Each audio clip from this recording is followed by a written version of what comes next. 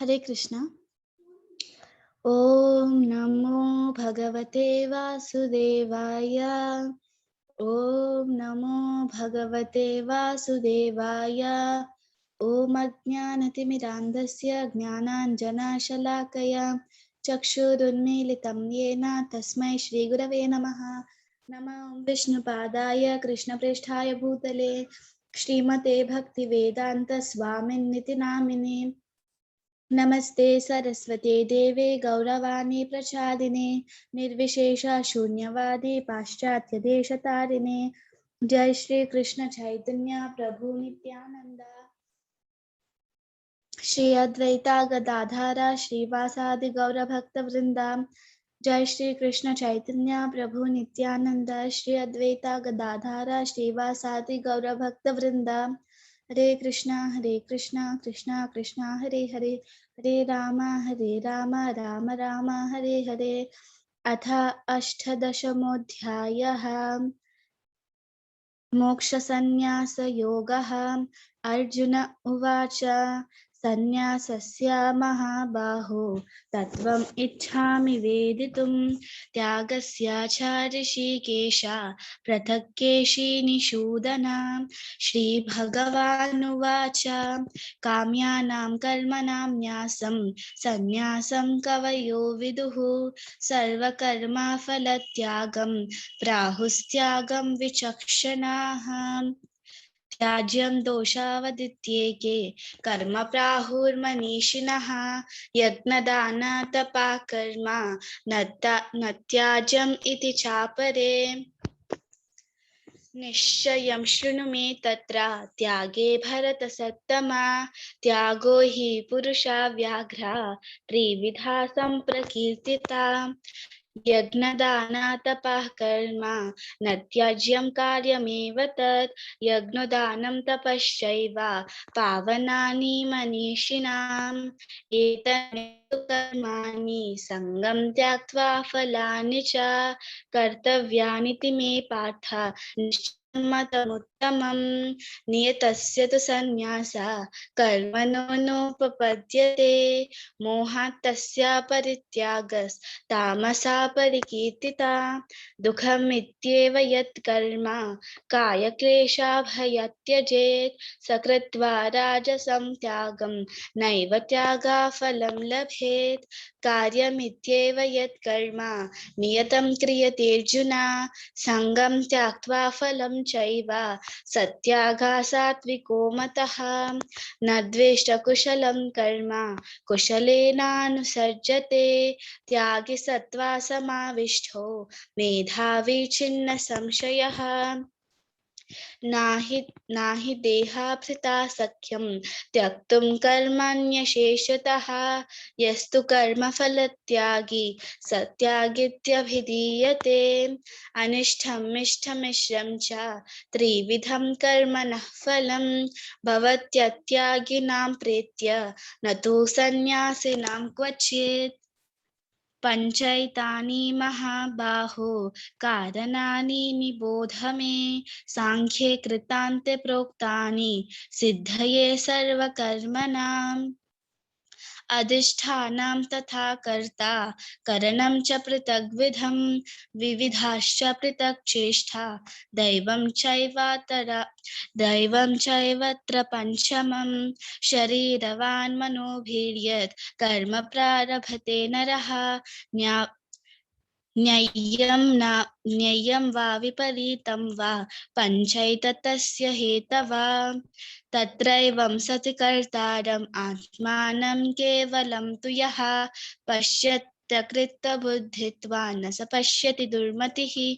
यस्य नाहङ्कृतो भावो बुद्धिर्यस्य न लिप्यते, हत्वापि स इमान् लोकान् न हन्ति न निबोध्यते। ज्ञानं ज्ञेयं परिज्ञाता त्रिविधा कर्म चोदना, करणं कर्म कर्तेति त्रिविधा कर्म संग्रह। ज्ञानं कर्म च कर्ता च त्रिधैव गुणभेदतः, प्रोच्यते गुणसङ्ख्यानि यथावत् शृणुतान्यपि।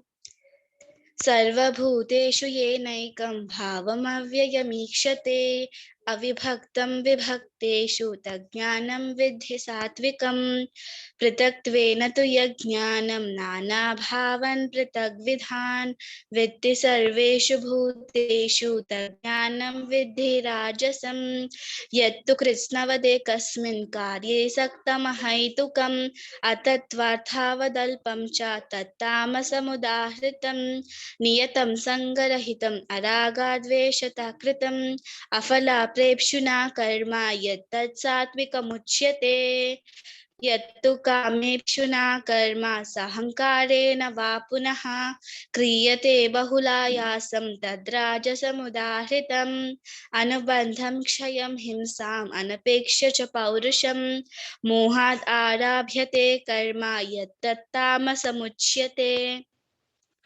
मुक्तसङ्गो नहं वादी धृत्युत्साहसमन्वितः सिद्ध्यसिद्ध्यो निर्विकारः कर्ता सात्विक उच्यते रागी कर्माफलप्रेप्सुर्लुब्धो हिंसात्मको शुचिः हर्षशोकान्विता कर्ता राजसा परिकीर्तिताः अयुक्ता प्रकृतिस्तब्धा शतो नैष्कृतिकोलसः विषादी दीर्घसूत्री च कर्ता तामस उच्यते बुद्धिर्भेदं धृतश्चैव गुणतस्त्रिविधं शृणु प्रोच्यमानम् अशेषेण पृथक्त्वेन धनञ्जय प्रवृत्तिं च निवृत्तिं च कार्यकार्ये भयाभये बन्धं मोक्षं च या विद्धि बुद्धिः सा पार्थ सात्विकी यया धर्ममधर्मं च कार्यं च कार्यमेव च अयथावत् प्रजानाति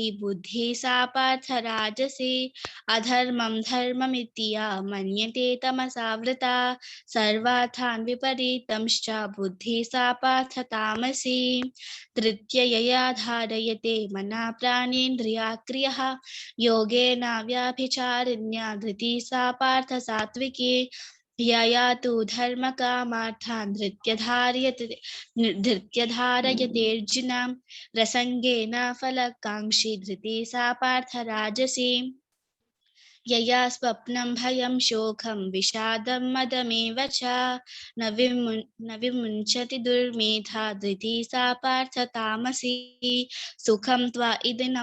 सुखं त्विदिनं त्रिविधं शृणु मे भरतर्षभाम् अभ्यासद्रमते यत्र दुःखान्तं च निगच्छति यत्तदग्रे विषम् इव परिणामे मृतोपमम् तत्सुखं सात्विकं प्रोक्तम् आत्मबुद्धिप्रसादजम् विषयेन्द्रियसंयोगद्यत्तदग्रे मृतोपमं परिणामे विषम् इव तत्सुखं राजसं स्मृतम् यदग्रे चानुबन्धे च सुखं मोहनमात्मनः निद्रालस्य प्रमोदत्वं तत्तामसम् उदाहृतम् न तस्ति पृथिव्यां वा दिवि देवेषु वा पुनः सत्वं प्रकृतिजैर्मुक्तं यदिभिः स्यात् त्रिभिर्गुणैः ब्राह्मणा क्षत्रिया वीशां शूद्राणां च परन्तप कर्मणि प्रविभक्तानि स्वभावा प्रभवैर्गुणैः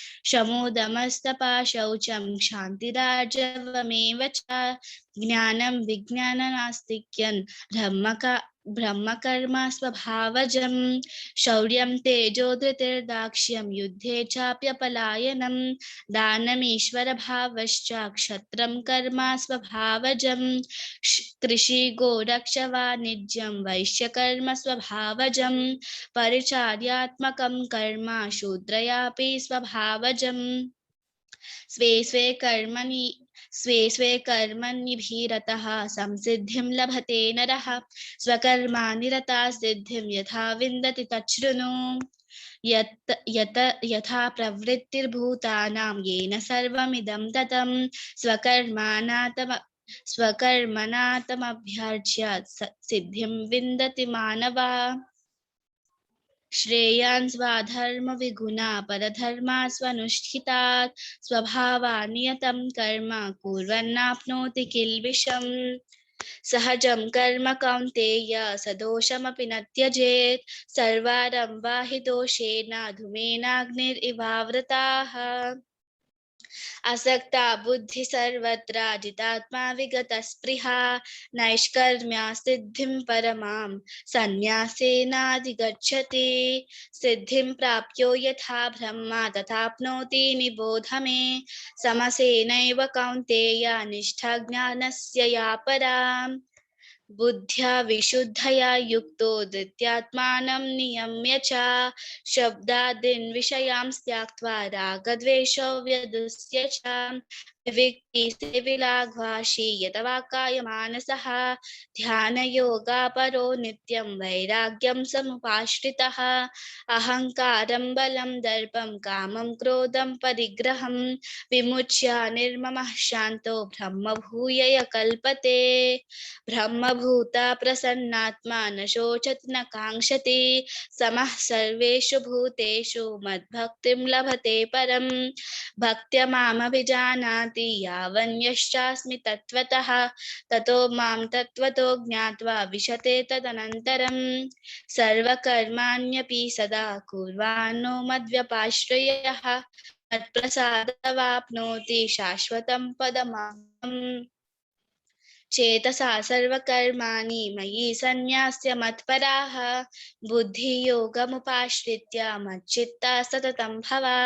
मच्चित्ता सर्वदुर्गाणि मत्प्रसादात् तरिष्यसि अथा चेत्त्वमहङ्कारं न श्रूयसि विनिक्ष्यसि। यदहङ्कारमाश्रित्य न योत्स्य इति मन्यसे मिथ्यैषा व्यवसायस्ते प्रकृतिस्त्वां नियोक्ष्यति। स्वभावाजेन कौन्तेय निबद्धः स्वेन कर्मणा कर्तुं नेच्छसि यन्मोहात् करिष्यस्य वशोऽपि तत्। ईश्वरः सर्वभूतानां हृद्देशेऽर्जुन तिष्ठति भ्रामयन् सर्वभूतानां यन्त्ररूढानि मायया तमेव शरणं गच्छ सर्वभावेन भारत तत्प्रसादात् परं शान्तिं स्थानं प्राप्स्यसि शाश्वतम्। इति ते ज्ञानमख्यातं गुह्यतरं मया विमृश्येतदशेषेण यथेच्छसि तथा कुरु। सर्वगुह्यतमं भूय शृणु मे परमं वचः इष्टोऽसि मे दृढम् इति तद्वाक्यामि ते हितं। मन्मना भव मद्भक्तो मद्याजी मां नमस्कुरु मामे वैश्यसि सत्यं ते प्रतिजाने प्रियोऽसि मे। सर्वधर्मान् परित्यज्य मामेकं शरणं व्रज अहं त्वां सर्वपापेभ्यो मोक्षयिष्यामि मा शुचः। इदं ते नातपस्काय न भक्ताय कदाचन न च शुश्रूषवे वाक्यं न च मां यो भयास्युति। य इदं परमं गुह्यं मद्भक्तेष्वभिधास्यति भक्तिर्मयि परां कृत्वा मामेवैष्यत्य संशयः। न च तस्मान् मनुष्येषु कश्चिन्मे प्रियकृत्तमा भविता न च मे तस्मादन्यः प्रियतरो भुवि अध्येस्यते च या इमं धर्म्यं संवादमावयोः ज्ञानयज्ञेन तेनाहम् इष्टस्यानिति मे मतिः। श्रद्धवान् अनुसूयश्च शृण्वदपि यो नरः सोऽपि मुक्ता शुभाल्लोकान् प्राप्नुयात् पुण्यकर्मणां। कच्चिदेतत् श्रुतं पार्थ त्वया काग्रेण चेतसा कच्चिदज्ञानसम्मोहा प्रनष्टस्ते धनञ्जय। अर्जुन उवाच नष्टो मोहास्मृतिर्लब्धा त्वत्प्रसादान् मयाच्युत स्थितोऽस्मि गतसन्देहः करिष्यसि वचनं तव।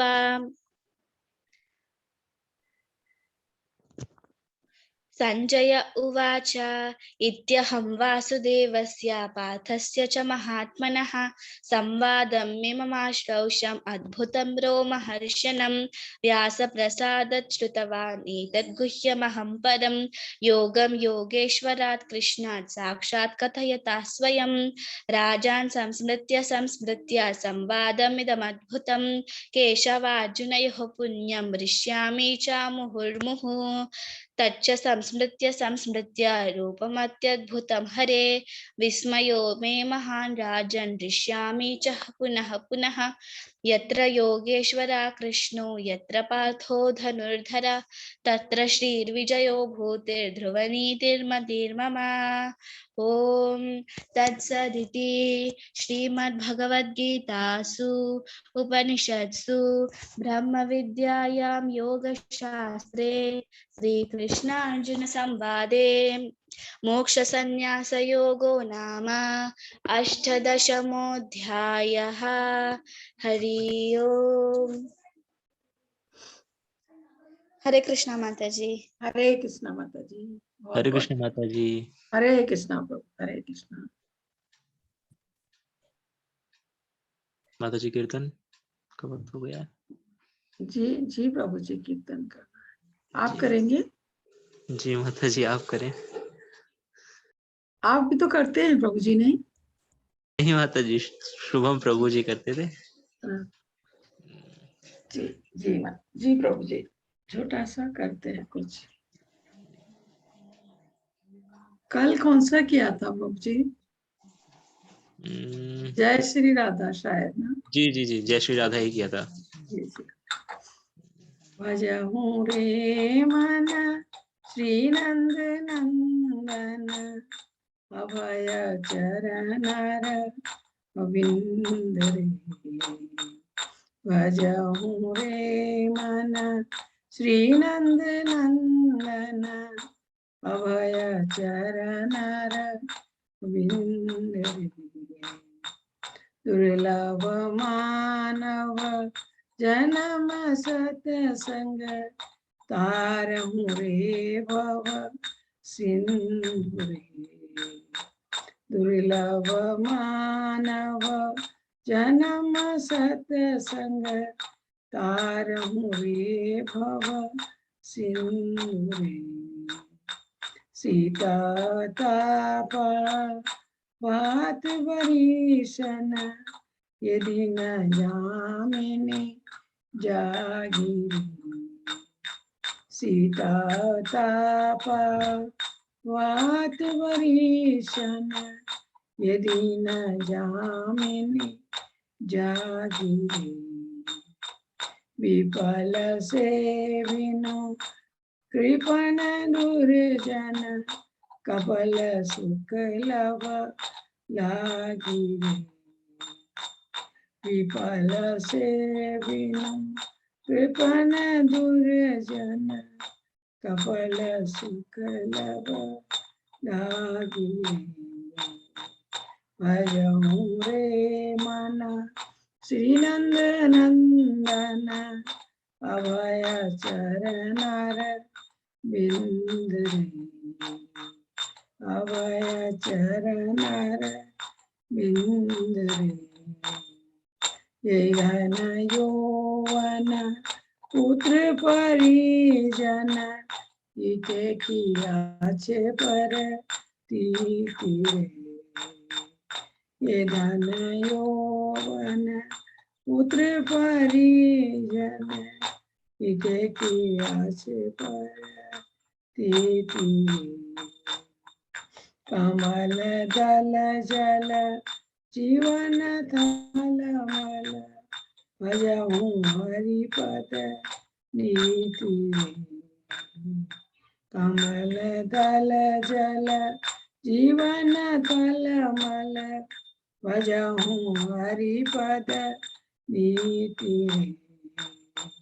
भजहूँ रे मन श्री नंद नंदन, अभय चरण बिंद रे। अभय चरण बिंद रे। श्रवण कीर्तन सुमिरन वंदन, श्रवण कीर्तन सुमिरन वंदन, पाद सेवन दास्य। पाद सेवन दास्य। पूजन सखी जन आत्मनिवेदन, पूजन सखी जन आत्मनिवेदन, गोविंद दास अभिलाषी। गोविंद दासा दासी भजमु रे मन श्री नंद नंदन अभय चरणार बिंद रे अभय चरणार बिंद रे। हे कृष्ण करुणा सिंधु दीनबंधु जगतपते गोपेश गोपिका कांतम राधा कांतम नमोस्तुते तप्त कांचन गौरांगी राधे वृंदावनेश्वरी वृषभानुसुते देवी प्रणमामि हरिप्रिये नमः ओम विष्णु पादाय कृष्ण प्रेषाय भूतले श्रीमते भक्ति वेदांत स्वामी नामिने नमस्ते सरस्वती देवे गौरवाणी प्रचारिणे विशेष शून्यवादी पाश्चात्य तारणे जय हो श्री कृष्ण चैतन्य प्रभु नित्यानंद श्री अद्वैत गदाधर शिवासादि गौर भक्त बिंद हरे कृष्ण कृष्ण कृष्ण हरे हरे हरे राम राम राम हरे हरे हरे कृष्ण। प्रभु जी हरे कृष्ण जी कृष्ण जी प्रभु जी। ये भी लोग तो काफी कम है जी प्रभु जी अभी आ जाएंगे। आज तो लंबा भी है थोड़ा क्या है आज आखिरी सेशन भी है क्लास का। जी प्रभु जी सुबह दोपहर को भी थोड़ा देर हो गई। जी प्रभु जी अब थोड़ा सा इंतजार करना पड़ेगा। जी प्रभु जी अगर इनमें से किसी को कोई क्वेश्चन पूछना है तो ले सकते हैं। जो है लोग कम लोग हैं पर एक बार पूछ लीजिए किसी को कुछ पूछना है तो। जी जो भी डिवोटीज प्रश्न पूछना चाहते हैं वो हैंड रेज कर सकते हैं। जिनके प्रश्न रह गए हों कल या फिर कुछ मन में हो तो आप अपने प्रश्न पूछ सकते हैं।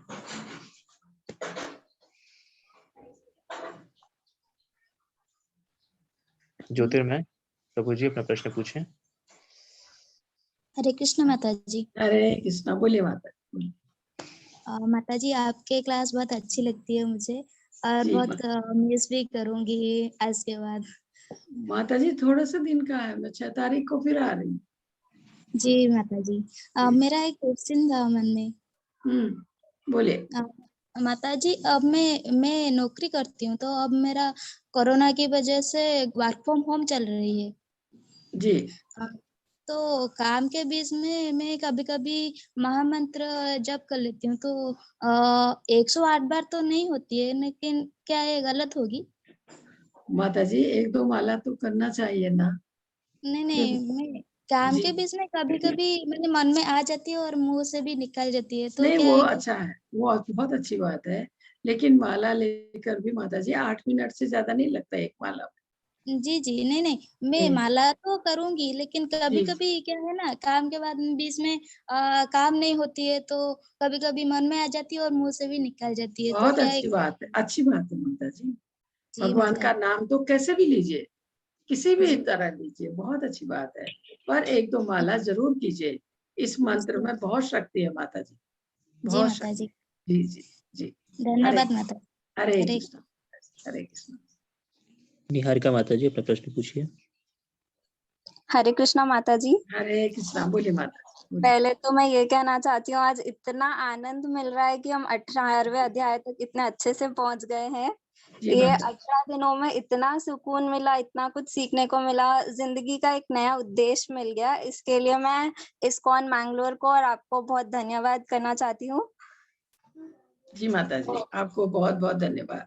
आप 18 दिन बैठ के सुने तो जी माता जी। तो माता जी मेरा प्रश्न ये था कि जो दिन की 16 माला करनी होती है वो सारी एक ही साथ करनी होती है या जैसे हम भाग भाग में भी कर सकते हैं जैसे 4 बार 4 माला माता जी जब आपको फुर्सत तब कर सकती हैं आप। मतलब कोई बंदिश नहीं है माता जी। आप चलते फिरते भी कर सकते हो। आप जैसे बैठ के आपको नींद आने लगी है आप घर में घूम घूम के भी कर सकते हो कैसे भी कर सकते हो कोई बंदिश नहीं है। जी माता जी पर कोशिश कीजिए माता जी 16 करने का कोशिश कीजिए। माता जी मेरा प्रश्न ये था कि जैसे 16 माला के लिए 2 घंटे लगते हैं तो पूरे एक ही साथ करने या नहीं वही मैं कह रही हूँ माता जी शाम कर हाँ कभी भी मैं आपको कह रही हूँ कि कोई बंदिश नहीं है।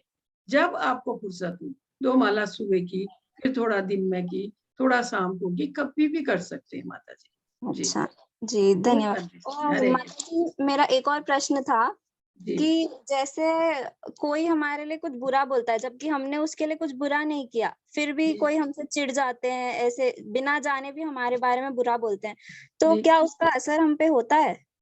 माता जी, आप उत्तर ही मत दीजिए, आप उस चीज को सुनिए नहीं, एक कान से सुनिए दूसरे से निकाल दीजिए, कोई फर्क नहीं पड़ेगा आपको।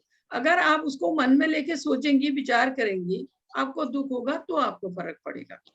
आप उसको ध्यान से ही हटा दीजिए, मत लीजिए। ऐसा सोचिए कि उसको इतनी समझ है, ऐसा सोच के छोड़ दीजिए माता जी। ना जी। उत्तर दीजिए ना सोचिए। जी अच्छा। माता जी। जी। जी और माता जी, एक और सवाल, माता जी क्या कृष्णा जी, सॉरी, अर्जुन जी है ना, भगवत धाम गए थे? क्योंकि मैंने जी, सुना है कि वो पहले नर्क गए थे। ये गलत है माता जी। अर्जुन ही नहीं, पांचों पांडव भगवत धाम गए। जी माता जी, पर पांचों ऐसा पांडव। कहते हैं कि जी बस युधिष्ठिर जी और जो उनके साथ कुत्ता था वो ही बस स्वर्ग लोक तक पहुंचे थे, और नहीं बाकी सब माता जी, नरक में गए थे। फिर ये अपने पाप के बाद जितना भी माता उनको जी, भोगना था अपने पाप के हिसाब से, फिर वो स्वर्ग गए सब। नहीं माता जी, ये ना टीवी में जो सीरियल दिखाते हैं वो कुछ भी दिखाते हैं अपनी टीआरपी के लिए, ठीक है। अच्छा। जितने कुरुक्षेत्र में लोग मरे थे लाखों की संख्या में, वो जी। सब स्वर्ग गए थे, यहाँ तक कि दुर्योधन भी, ठीक हाँ, है। ये मैंने सुना है। और पांचों पांडव, सिर्फ पांचों पांडव भगवत धाम गए थे। जी अच्छा जी माता जी। जी, बहुत बहुत धन्यवाद माता जी। हरे हरे कृष्णा। हरे कृष्णा माता जी, हरे कृष्णा। संतोष प्रभु जी, अपना प्रश्न पूछिए। हरे कृष्ण माता जी। हरे कृष्णा, बोलिए प्रभु जी, बोलिए। बहुत बहुत धन्यवाद माता जी, इतना अच्छा प्रेम से प्यार से हम लोगों को पूरा 18 दिन का अध्याय बताने के लिए बहुत बहुत बहुत अच्छा लगा धन्यवाद आप लोगों का जी जन। अब जी 18 जी। दिन का क्विज कंप्लीट होने के बाद सर्टिफिकेट कितने दिन में इशू होता है माता जी? जैसे ही आप पूरा कर लेंगे प्रभु जी, आप जी खुद जी डाउनलोड कर सकते हैं अपना सर्टिफिकेट। आपको बता देंगे, आप खुद अपना सर्टिफिकेट डाउनलोड कर सकते हैं। जी प्रभु जी, आप 2 से कैसे करना है वो ग्रुप में दिया है, शायद समझाया है शायद, जी जो ये व्हाट्सएप ग्रुप में, उसमें सारा खबर आपको मिलता रहेगा। उससे जुड़े रहिए प्रभु जी, ठीक है जी। और जी। ये जैसे सेकेंड लेवल का, जी जी जी, जी, जैसे ही सेकेंड आपके लेवल का मैं, सारे क्विज हो जाएंगे, आप सर्टिफिकेट डाउनलोड खुद कर सकते हैं। और उसका सेकंड लेवल के लिए आपको लिंक आ जाएंगे सब, उस हिसाब से आप ज्वाइन कर सकते हो। आज ये जैसे ही पूरा हो जाएगा, आपको जी सारे जी लिंक आ जाएंगे, इसी व्हाट्सएप में आ जाएंगे। जी जी ठीक है। जी। धन्यवाद माता जी। हरे हरे कृष्णा, कृष्ण। हरे कृष्णा प्रभु, हरे कृष्णा। प्रियांक प्रभु जी, अपना प्रश्न पूछिए। हरे कृष्णा माता जी। हरे कृष्णा, बोलिए। माता जी, मेरा सवाल ये है कि एक जी अकाल मृत्यु कहते हैं लोग कि इनकी मृत्यु नहीं आई थी, अकाल मृत्यु हो गई। जी जी तो ये जी। अकाल मृत्यु क्या प्रभु की इच्छा के बिना होती है? प्रभु जी, जो अकाल मृत्यु होती है ना, वो व्यक्ति फिर आता है इसी भौतिक जगत में, जो उसके जो समय रह गया था उसको पूरा करने के लिए। जैसे एक्सीडेंट में किसी का होता है अकाल मृत्यु, इसी तरह से अचानक जो हो जाता है ना, ये असल में ये सब कुछ मिलता तो है कर्मों के अनुसार। जी पूरा पुनर्जन्म, पूरे जो हम पिछले जन्म में या प्रारब्ध में जो भी करके आए हैं कर्म, उनके फल हमें यहाँ भोगने हैं। उसके अनुसार हमें सब कुछ मिलता है, शरीर मिलता है, परिवार मिलता है, माहौल मिलता है, यहाँ तक कि व्यक्ति का रूप रंग भी उसके द्वारा किए गए कर्मों पर निर्भर है। उसी का तो भोग हम यहाँ करते हैं प्रभु जी। जी तो जी। उसमें भी अगर ऐसा कुछ होता है तो वो अपनी उम्र पूरा करने फिर इसी भौतिक जगत में आता है, अच्छा अगर माता जी, तो ऐसा होता है। अकाल क्या है? ये अकाल मतलब बिना मतलब वो काल के समय चला नहीं गया, आया था, उसका समय नहीं आया था। या जैसे प्रभु की इच्छा उसकी नहीं थी? जैसे उसकी 75 ईयर्स की एज में उसको जाना था, जी। वो 50 में 50 में चला गया, तो 25 साल वो आएगा अपनी अच्छा उम्र पूरी माता करने जी, के लिए। जी तो जी। माता जी ये सब 50 की 75 की उम्र थी, 50 में चला गया, ये भी प्रभु इच्छा से ही हुआ ना? प्रभु जी, ये जन्म मरण ये सब जो है ना, ये जी भगवान की इच्छा से कहिए या भगवान के उससे कृपा से है, लेकिन ये होता है हमारे कर्मों के अनुसार। अच्छा जी, ये हमारे कर्मों के अनुसार है। जैसे व्यक्ति को अगर वो बुरे कर्म करता है, मनुष्य का शरीर नहीं, उसको पशु का शरीर में भी जाना पड़ सकता है। तो ये जो एक योनि से दूसरे योनि में जो ट्रांसफर होता है या जाता है, ये होता है भगवान की कृपा से, उनकी सहायता से, क्योंकि ये सब कोई मनुष्य या किसी और के उसका नहीं है, लेकिन होता है हमारे कर्मों के अनुसार। जैसे कर्म हम करते हैं, अच्छे करेंगे अच्छा फल भोगेंगे, बुरे करेंगे तो बुरे फल भोगेंगे। जब हम कर्म करते हैं, हम स्वतंत्र छोड़ दिए जाते हैं, वहां कोई हमें अंकुश नहीं लगाता है। सिर्फ भगवान जो प्रत्येक प्राणी के अंदर है, हमारे कर्म का हिसाब रखते हैं, वो गवाह हैं, हमारे द्वारा किए गए कर्मों के साक्षी हैं, और उसी के अनुसार फिर हमारा अगला जीवन निहित होता है। जी प्रभु जी। जी जय श्री माता जी। हरे कृष्ण। हरे कृष्ण। जी माता जी, अब बाद में ले लेंगे, ठीक है प्रभु जी। जी माता जी, मथुरा माता जी, माता जी उन्हें पोस्ट बना दें। आ गए हैं, ठीक है ठीक है, क्योंकि ये आज का जो अध्याय है थोड़ा लंबा है प्रभु जी, जी पहले जी खत्म माता करते हैं। जी जिनके प्रश्न बचे हैं वो क्लास के बाद अपने हाँ प्रश्न पूछ जरूर सकते हैं। जरूर, पहले ले लीजिएगा इनका, ठीक जी है। जी जी जी जी प्रभु जी। हरे कृष्णा। हम भगवत गीता के 18वें अध्याय में पहुंच गए हैं, आखिरी अध्याय में। आप लोगों को बहुत बहुत धन्यवाद, आपने शांति से 18 अध्याय सुने। इससे आपको कुछ ना कुछ फायदा अवश्य होगा, क्योंकि हर अध्याय से इसमें कुछ ना कुछ निर्देश दिए गए हैं। अगर हम ध्यान से सुनते हैं, समझने की कोशिश करते हैं, उन निर्देशों पर चलते हैं, तो हम अपना ये जीवन भी, अपना आने वाला जीवन भी संवारते हैं। इसलिए मैं आप लोगों को धन्यवाद कर रही हूँ, क्योंकि आपने समय देकर 18 दिन आराम से बैठकर ये सुना है भगवत गीता को। तो आज का जो हमारा आखिरी अध्याय है वो है मोक्ष संन्यास योग, संन्यास की सिद्धि।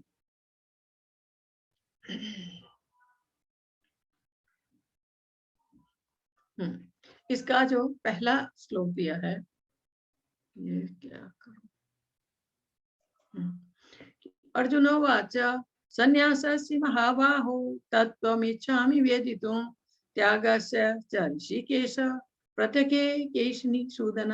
अर्जुन ने कहा, हे महाबाहो, मैं त्याग का उद्देश्य जानने का इच्छुक हूँ, और हे केशनिसूदन, हे ऋषिकेश, मैं त्यागमय जीवन संन्यास आश्रम का भी उद्देश्य जानना चाहता हूँ। अर्जुन भगवान से पूछ रहे हैं, और अर्जुन ने कहा है केशनिसूदन, वो इसलिए, ये केशनी नाम का राक्षस है, असुर है, इसको भगवान ने मारा था, इसलिए अर्जुन उनको केशनिसूदन कह रहे हैं। तो इसमें कहा है कि त्याग का उद्देश्य जानने का इच्छुक हूँ, और त्यागमय जीवन संन्यास के लिए भी वो जानना चाहते हैं, इसके लिए। तो इसके जो भगवत गीता के आज तक हमने एक एक अध्याय जो पढ़ा है, प्रत्येक अध्याय में भगवान बल देकर कहते हैं कि भगवान की सेवा ही जीवन का परम लक्ष्य है, भगवत भक्ति ही जीवन का परम लक्ष्य है। क्योंकि अगर हम भगवत भक्ति करेंगे तो इस भौतिक बंधन से या जन्म मृत्यु के चक्र से निकल जाएंगे। इसके लिए कहा है कि हर अध्याय में हमें बताया गया कि भगवत भक्ति या भगवान की सेवा ही जीवन का परम लक्ष्य है। इसी विषय को इस अध्याय में ज्ञान के परम गुह्य मार्ग के रूप में बताया गया है। योगी नाम अपि सर्वेषां, यहाँ योगियों के बारे में पूछा है अर्जुन ने। तो समस्त योगियों में से जो योगी अपने अंतर में सदैव भगवान का चिंतन करता है, वो सर्वश्रेष्ठ है। वो योगी या वो सन्यासी सर्वश्रेष्ठ है जो हमेशा अपने हृदय में भगवान का चिंतन करता है, हमेशा भगवान को याद करता है अपने मन में। वह योगी सबसे सर्वश्रेष्ठ है। और ओम तत्सत, ये जो हमने कल भी देखा था, ओम तत्सत के बारे में इसमें भी थोड़ा सा बताया गया है। ओम तत्सत यह शब्द परम पुरुष विष्णु का सूचक है। प्रत्येक शास्त्र, प्रत्येक वेद का लक्ष्य भक्ति है। प्रत्येक शास्त्र में हमें, जैसे हमारे वेद हैं, वेदों में भी एक वेद जो है वो उपासना कांड है। तो उपासना भगवान की महिमा और भगवान की भक्ति की विधि, इस तरह अगर किसी भी शास्त्र को हम पढ़ते हैं, हर शास्त्र में भगवान की भक्ति करने के निर्देश हैं, ऐसा इसमें दिया गया है। और इसके ये ओम तत्सत के बारे में थोड़ा सा आपको बताती हूँ। ये सृष्टि के आदिकाल से ओम तत्सत ये 3 शब्द पर ब्रह्म को सूचित करने के लिए प्रयुक्त किए जाते रहे। ये तीनों सांकेतिक अभिव्यक्तियां ब्राह्मणों द्वारा वैदिक मंत्रों का उच्चारण करते समय तथा ब्रह्म को संतुष्ट करने के लिए यज्ञों के समय प्रयुक्त होती थी। ये तीनों शब्द तपस्या, यज्ञ, दान तथा भोजन के 3 वेद ये हमने पढ़े हैं पहले। और सात्विक, राजसिक, तामसिक, चाहे ये उत्तम हो, मध्यम हो या निम्न हो, ये सभी भौतिक गुणों से कलुषित है, भौतिक गुणों के द्वारा कलुषित है। किंतु जब इनको ब्रह्म ओम तत्सत को लक्ष्य करके किए जाते हैं तो आध्यात्मिक उन्नति के लिए ये हमारे फिर आध्यात्मिक उन्नति के ये हमारे काम आते हैं। अगर ओम तत्सत करके ये कहने का मतलब ये है कि जो हमें भगवत भक्ति की राह में आगे बढ़ने में सहायता, इसके लिए ऐसे समझाया। दूसरा इसमें जो अर्जुन ने पूछा है और भगवान उसका उत्तर दे रहे हैं दूसरे उसमें। श्री भगवान वाच कामयानाम कर्मणाम न्यासम संन्यासम कवयो विदुः सर्व कर्म फल त्यागं प्राहुस्त्यागम विचक्षणा। भगवान ने कहा भौतिक इच्छा पर आधारित कर्मों के परित्याग को विद्वान लोग संन्यास कहते हैं। भौतिक कर्मों के इस पर जो आधारित भौतिक कर्म है हमारे, जो हम अपनी खुशी के लिए करते हैं, फल की इच्छा से करते हैं, तो उसके लिए भौतिक कर्म जो है जो हमें इस बंधन से बांधते हैं। भौतिक इच्छा पर आधारित कर्मों का परित्याग, उनको हमें त्याग देना चाहिए, क्योंकि ये जो भौतिक इच्छा या भौतिक खुशी के लिए या अपनी खुशी के लिए जो कर्म करते हैं वो हमें इस बंधन से बांधते हैं और बांधते हैं। और विद्वान लोग संन्यास कहते हैं इसको, भौतिक कर्मों के परित्याग, भौतिक कर्मों को त्याग देने को। जो बुद्धिमान है वो इसको संन्यास कहते हैं। और समस्त कर्मों के फल त्याग को बुद्धिमान लोग त्याग कहते हैं। सॉरी, पहला विद्वान लोग, परित्याग को विद्वान लोग संन्यास कहते हैं और समस्त कर्मों के फल त्याग को बुद्धिमान लोग त्याग कहते हैं। इसको ऐसे समझाया गया है वैदिक साहित्य में। किसी भी इसमें कहा है किसी भी इसे जैसे किसी भी निजी उद्देश्य से यज्ञ तप संपन्न करने की अनेक विधियां उनका उल्लेख है। उनमें कुछ यज्ञ ऐसे हैं जो अच्छी संतान प्राप्त करने के लिए, स्वर्ग जाने के लिए या अपनी इच्छा के वशीभूत, उनको बंद करना चाहिए। क्योंकि जो इस तरह के जो यज्ञ हैं ये हमें बंधन से बांधेंगे, जन्म मृत्यु के चक्र से नहीं निकलने देंगे, उनको हमें त्याग देना चाहिए। और जो कहा है कि आध्यात्मिक उसके लिए जो उन्नति के लिए जो है या हृदय की शुद्धि के लिए किए जाने वाले यज्ञों का परित्याग कभी नहीं करना चाहिए। जो यज्ञ हमें भक्ति के मार्ग में आगे बढ़ाते हैं, हमारे आध्यात्मिक मार्ग में हमें उन्नति की ओर ले जाते हैं, या जिन यज्ञों से या तप से हमारे हृदय की शुद्धि होती है, ऐसे यज्ञों को कभी नहीं त्यागना चाहिए। ऐसा इसके बाद इसका तीसरा श्लोक में दिया है। कुछ विद्वान घोषित करते हैं कि समस्त प्रकार के सकाम कर्म को दोषपूर्ण समझकर त्याग देना चाहिए। सकाम कर्म वही सकाम कर्म जो हम फल की इच्छा से करते हैं, अपनी खुशी के लिए, अपनी इंद्रिय तृप्ति के लिए, वो सकाम कर्म कहलाते हैं। सारे जो कुछ विद्वानों घोषित करते हैं कि समस्त सारे प्रकार के सकाम कर्म को दोषपूर्ण समझकर त्याग देना चाहिए। किंतु अन्य विद्वान मानते हैं कि यज्ञ, दान तथा तपस्या के कर्मों को कभी नहीं त्यागना चाहिए, क्योंकि जब हम सकाम कर्म करते हैं, फल की इच्छा से करते हैं, अपनी खुशी के लिए करते हैं, अपनी इंद्रिय तृप्ति के लिए, तो इनको दोषपूर्ण इसलिए कहा गया है, ये हमें इस भौतिक बंधन में रहने पर मजबूर करते हैं, यही शरीर बदलने पर मजबूर करते हैं, क्योंकि ये हम अपनी खुशी के लिए कर रहे हैं, फल की इच्छा से कर रहे हैं। और दूसरा कहा गया है कि यज्ञ, दान तथा तपस्या के कर्मों को कभी नहीं त्यागना चाहिए। यज्ञ, दान, तपस्या के कर्म भी वो कर्म जो हमें भक्ति के मार्ग में आगे बढ़ा रहे हैं, जो हमें आध्यात्मिक जीवन में बढ़ने में मदद कर रहे हैं। यज्ञ दान अभी पिछले श्लोक में बताया था कि यज्ञ दान तो हम अच्छी संतान पाने के लिए या स्वर्ग जाने के लिए भी करते हैं, उनके लिए नहीं कहा गया है। कहा गया है जो हमारे हृदय को शुद्ध करते हैं तथा जो हमें इस भौतिक बंधन से निकालने की कोशिश करते हैं या भक्ति मार्ग में या आध्यात्मिक मार्ग में आगे बढ़ने में सहायता करते हैं, मदद करते हैं। ऐसे यज्ञ दान तथा तपस्या के कर्मों को कभी नहीं त्यागना चाहिए।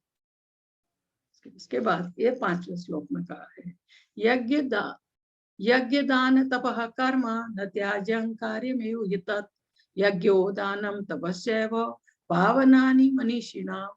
यज्ञ दान तथा तपस्या के कर्मों का कभी परित्याग नहीं करना चाहिए, उन्हें अवश्य संपन्न करना चाहिए।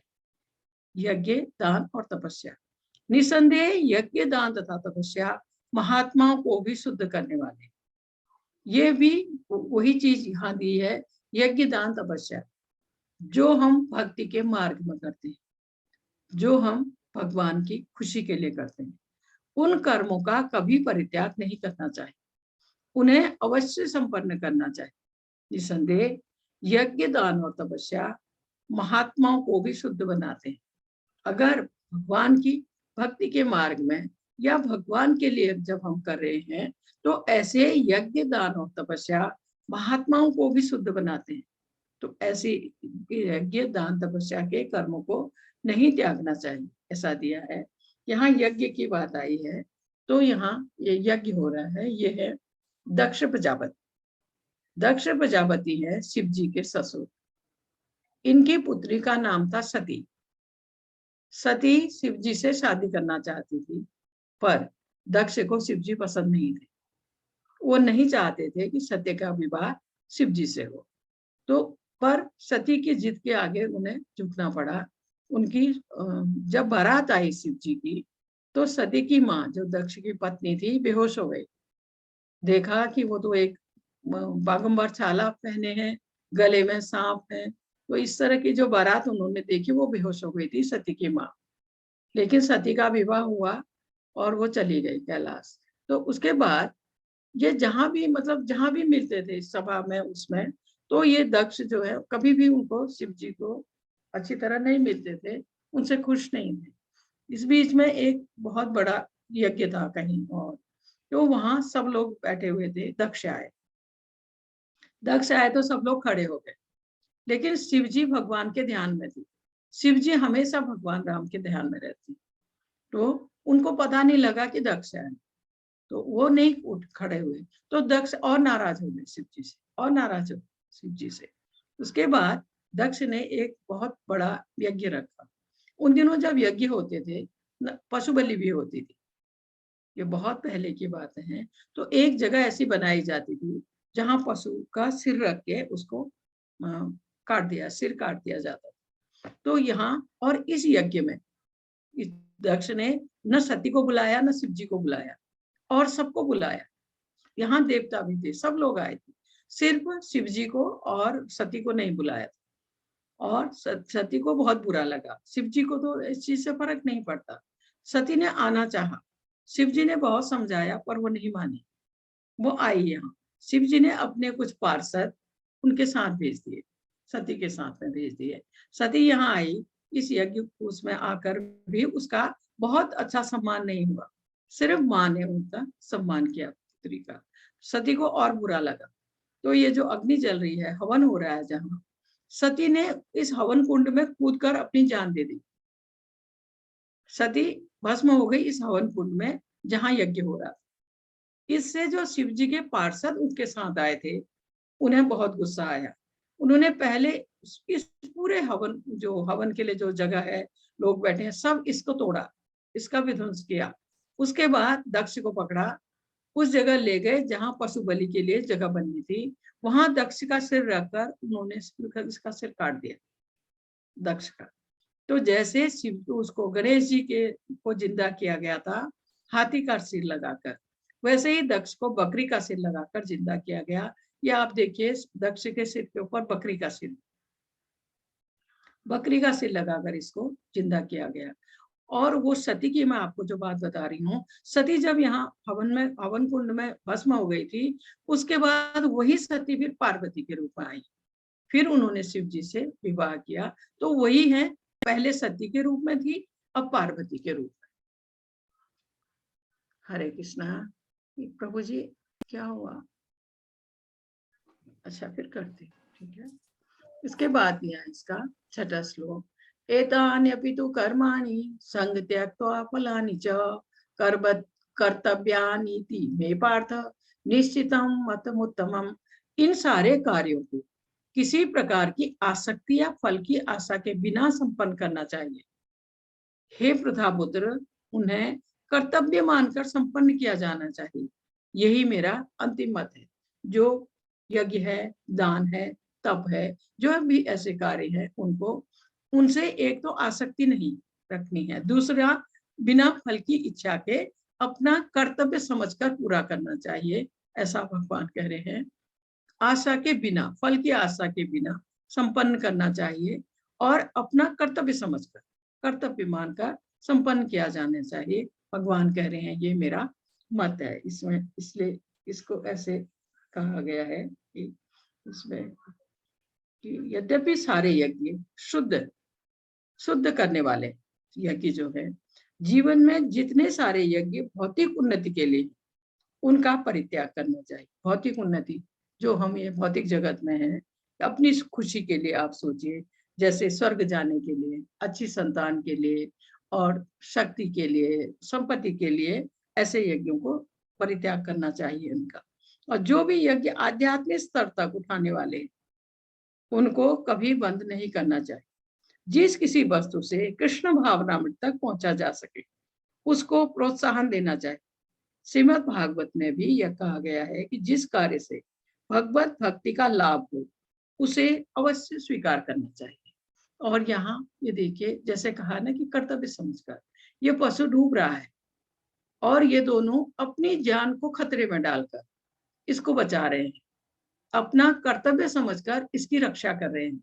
इससे इन्हें कोई फल की इच्छा नहीं है, ना आशा है, पर यह अपना कर्तव्य समझकर ये पशु को बचा रहे हैं। इसको बचाने में जबकि इनकी जान भी जा सकती है, इसमें ऐसे दिया। इसके बाद कहा है 13 और 14 श्लोक का अर्थ है, हे महाबाहु अर्जुन, वेदांत के अनुसार समस्त कर्मों की पूर्ति के लिए 5 कारण, अब तुम इन्हें मुझसे सुनो। कर्म का स्थान ये है, फील्ड है, ये कर्म का स्थान है। और फिर कर्ता, ये लोग हैं काम करने वाले, ये कर्ता है। और विभिन्न इंद्रिया ये हैं इसके बाद, और फिर चेष्टाएं ये हैं, और तथा परमात्मा।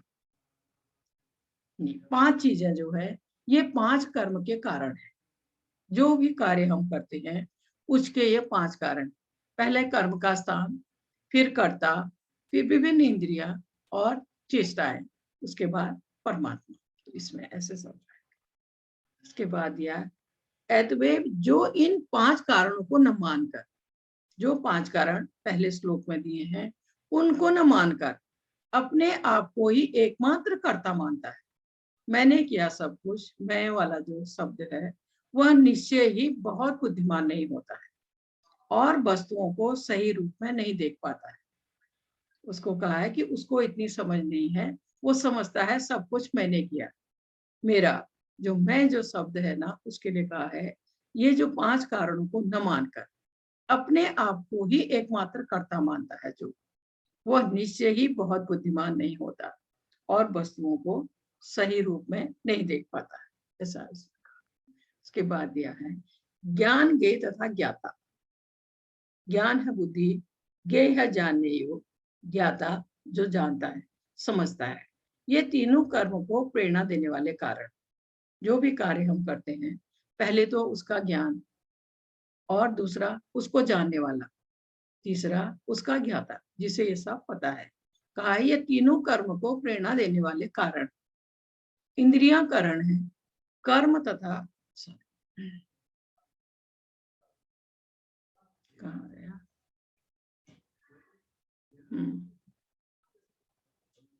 कर्म तथा कर्ता, इसमें ये 3 कर्म के संगठन। इंद्रियां हमारी जो इंद्रियां हैं, और करण और कर्म जो हमें कार्य करना है, और कर्ता। ये कहा है कि ये 3 कर्म के संगठन। के बाद दिया है प्रकृति के 3 गुणों के अनुसार ही ज्ञान कर्म तथा कर्ता, फिर से वही चीज है, इसलिए मैं यहाँ आपको ले आई हूँ। ज्ञान, कर्म तथा कर्ता के 3 भेद है। अब तुम मुझसे इन्हें सुनो। भगवान कह रहे हैं, जिस ज्ञान से अनंत रूप में विभक्त सारे जीवों में एक ही अविभक्त आध्यात्मिक प्रकृति देखी जाती, उसे तुम सात्विक जानो। जैसे 3 भाग किए गए हैं प्रकृति के 3 गुणों के अनुसार। पहला सतोगुण, दूसरा रजोगुण, तीसरा तमोगुण। सतोगुण के अनुसार जिस ज्ञान से अनंत रूप में विभक्त बटे हुए सारे जीवों में एक ही अविभक्त एक ही तरह की आध्यात्मिक प्रकृति देखी जाती, उसे ही तुम सात्विक जानो। भले ही वो बटे हुए हैं, अलग अलग शरीर में, अलग अलग तरह से हैं, लेकिन एक ही आध्यात्मिक प्रकृति देखी जाती है, उसे ही तुम सात्विक जानो। या ऐसा सोचो कि अलग अलग शरीर में है, अलग अलग तरह से है, लेकिन सबके अंदर, नीचे दिखाया है, भगवान के अंश रूप में परमात्मा स्थित है। सबके अंदर परमात्मा को दिखाया है, इसलिए कहा गया है यह है सतोगुण। दूसरा है, जिस ज्ञान से कोई मनुष्य विभिन्न शरीरों में भिन्न भिन्न प्रकार के जीव देखता है, उसे तुम राजसी जानो। पहला, विभिन्न तरह के जीव हैं, लेकिन वो एक ही तरह से, एक उससे देख रहा है कि सबके अंदर परमात्मा है। दूसरे में कहा है, जिस ज्ञान से कोई मनुष्य विभिन्न शरीरों में, अलग अलग शरीरों में भिन्न भिन्न प्रकार के जीव देखता है, अलग अलग तरह के जीव देखता है, उसे तुम राजसी जानो। फिर है, और वह ज्ञान जिससे मनुष्य किसी एक प्रकार के कार्य को, जो अति तुच्छ है, सब कुछ मानकर सत्य को जाने बिना उसमें लिप्त रहता है, वह तामसी कहा जाता है। उसके बाद यह है, इसमें प्रकृति के गुणों के आधार पर 3 प्रकार की क्रियाएं। जो कर्म नियमित है, नियम के अंदर है, जो आसक्ति राग द्वेष से रहित है, जिसमें न तो ज्यादा आसक्ति है, न राग है, न द्वेष है, और न कर्मफल की इच्छा है। कर्मफल की इच्छा के बिना, राग द्वेष के बिना और आसक्ति के बिना किया गया है, वह सात्विक कर्म कहलाता है या सतोगुणी है। दूसरा, लेकिन जो कार्य अपनी इच्छा पूर्ति के लिए, अपनी खुशी के लिए के निमित्त प्रयास पूर्वक एवं मिथ्या अहंकार के भाव से किया जाता है, वह रजोगुणी कहलाता है।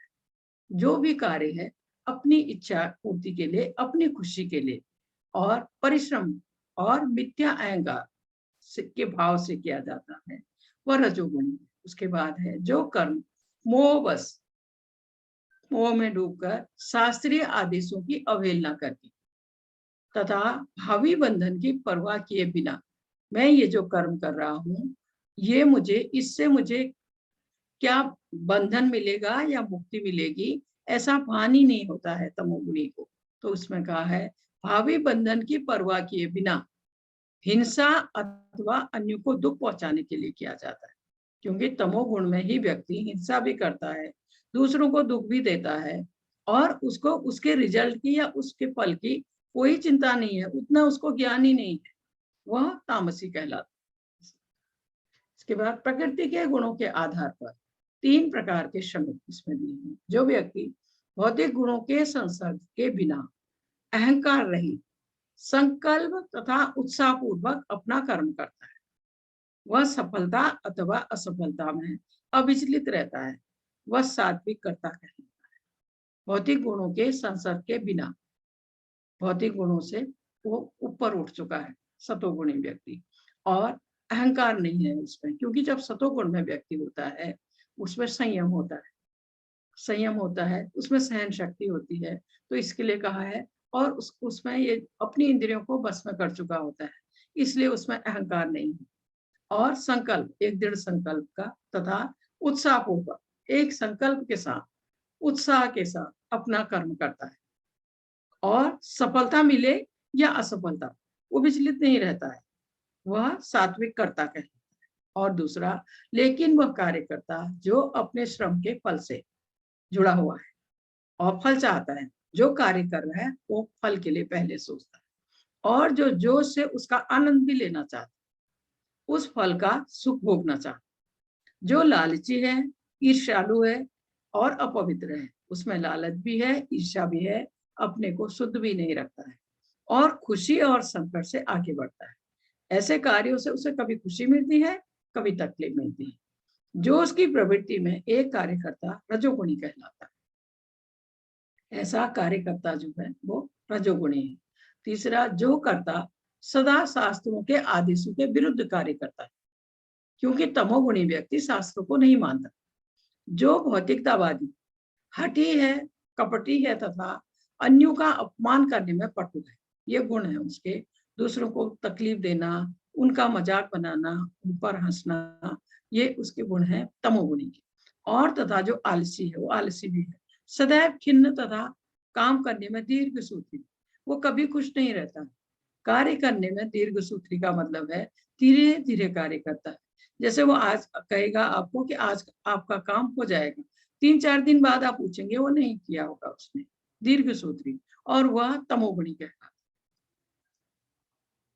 इसके बाद दिया है इसका, हे धनंजय, अब मैं प्रकृति के तीनों गुणों के अनुसार तुम्हें विभिन्न प्रकार की बुद्धि का निर्धारण, इसके विषय में विस्तार से बताऊंगा, तुम इसे सुनो। इसमें कहा है, हे प्रथापुत्र, वह बुद्धि सतोगुणी है जिसके द्वारा मनुष्य यह जानता है कि क्या करनी है और क्या नहीं, किससे डरना चाहिए, किससे नहीं, क्या बांधने वाला है और क्या मुक्ति देने वाला है, यह सतोगुणी को पता है। सतोगुणी व्यक्ति, उसमें कहा है, सतोगुणी व्यक्ति की जो बुद्धि है उसके द्वारा वो यह जानता है क्या उसके लिए सही है, क्या नहीं, क्या उसे करना चाहिए, क्या नहीं करना चाहिए, किस चीज से उसे डरना चाहिए, किस चीज से नहीं डरना चाहिए, और क्या उसको बांधने वाला है। जैसे ये भौतिक बंधन, ये भौतिक गुण, प्रकृति के गुण हमें बांधने वाले हैं, और क्या मुक्ति देने वाला है।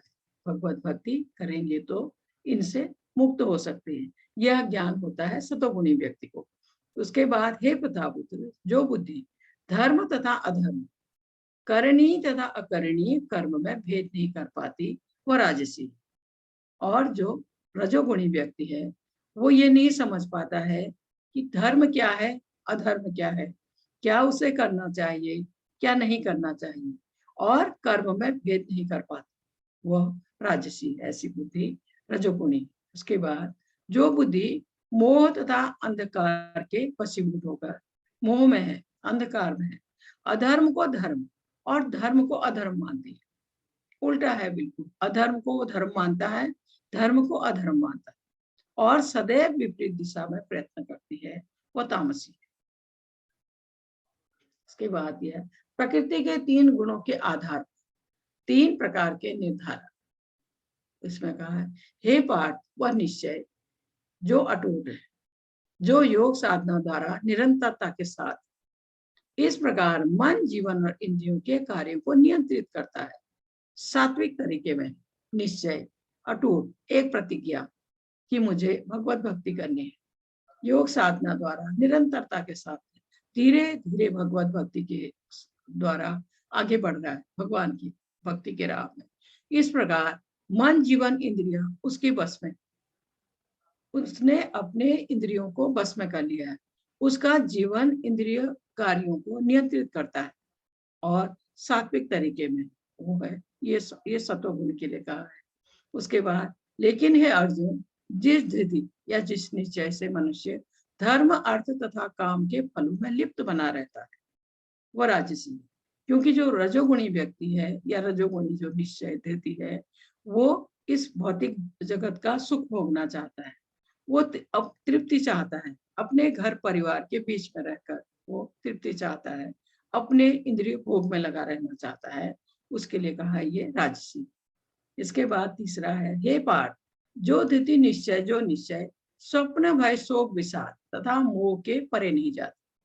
क्योंकि ये जो तमोगुणी व्यक्ति है वो हमेशा स्वप्न में जीता है, भय, शोक, विषाद तथा मोह के परे नहीं जाती है। ऐसी बुद्धि दुर्बुद्धि पूर्ण धृति तामसी है। इसके बाद यह है, भौतिक प्रकृति के साधनों के आधार पर 3 प्रकार की खुशियां, जो प्रारंभ में विष जैसा लगता है, लेकिन अंत में अमृत के समान है। जो मनुष्यों में आत्म साक्षात्कार जगाता है वह सात्विक सुख कहलाता है। इसमें सुख या खुशी के लिए कहा है। शुरू में तो विष की तरह लगता है, तकलीफ होती है, और फिर धीरे धीरे वो अमृत जैसा लगता है। और जो मनुष्य में आत्म साक्षात्कार जगाता है, भगवान के प्रति साक्षात्कार जगाता है, वह सात्विक सुख कहलाता है। जैसे आप देखिए, ये इस्कॉन के बारे में बात करती हूँ। जो फुल टाइम डिवोटी बनते हैं, कुछ उसमें ग्रस्त होते हैं जो मंदिर के बाहर रहते हैं और वो मंदिर में सेवा करते हैं। लेकिन कुछ ब्रह्मचारी आपने देखे होंगे जो सैफ्रॉन कलर में होते हैं, गेरुए कलर में जो पहने होते हैं, वो फुल टाइम डिवोटी होते हैं। उन्होंने अपना घर, जॉब सब छोड़ के भगवान की सेवा में होते हैं। तो उनके लिए आप सोचिए, जब वो शुरू में ज्वाइन करते हैं फुल टाइम डिवोटी, वो अपने घर में 7, 8, 9 बजे उठते हैं। वहां उनको जब 3:30 बजे उठना पड़ेगा तो उनको वो विष जैसा लगता है। शुरू में तकलीफ होती है, लेकिन धीरे धीरे जब वो भक्ति के मार्ग में आगे बढ़ते हैं, उन्हें आनंद आने लगता है, वो नाचने लगते हैं भगवान का कीर्तन करते करते, तो तब वो अमृत के समान है उनके लिए।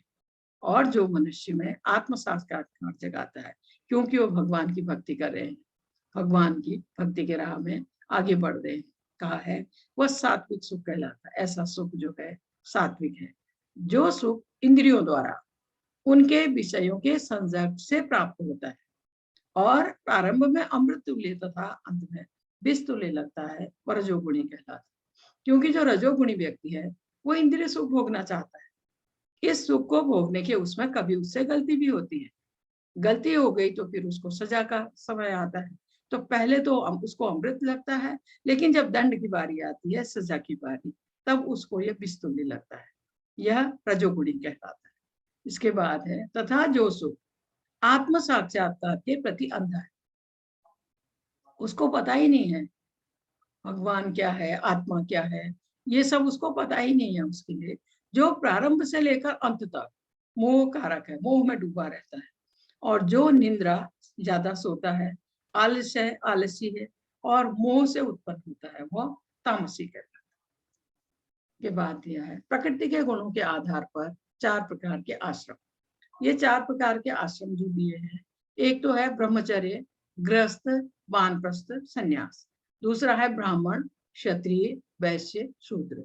ये इन चारों वर्ण आश्रमों की और आश्रमों की व्यवस्था भगवान के द्वारा की गई थी। इसके लिए दिया है समो दमश्च तपः शौचम शांतिराजर्वमेव च ज्ञानम विज्ञानम वासित्यम ब्रह्म कर्म स्वभावजम शांति प्रियता, आत्मसंयम, तपस्या, पवित्रता, सहिष्णुता, सत्यनिष्ठा, ज्ञान विज्ञान तथा धार्मिकता।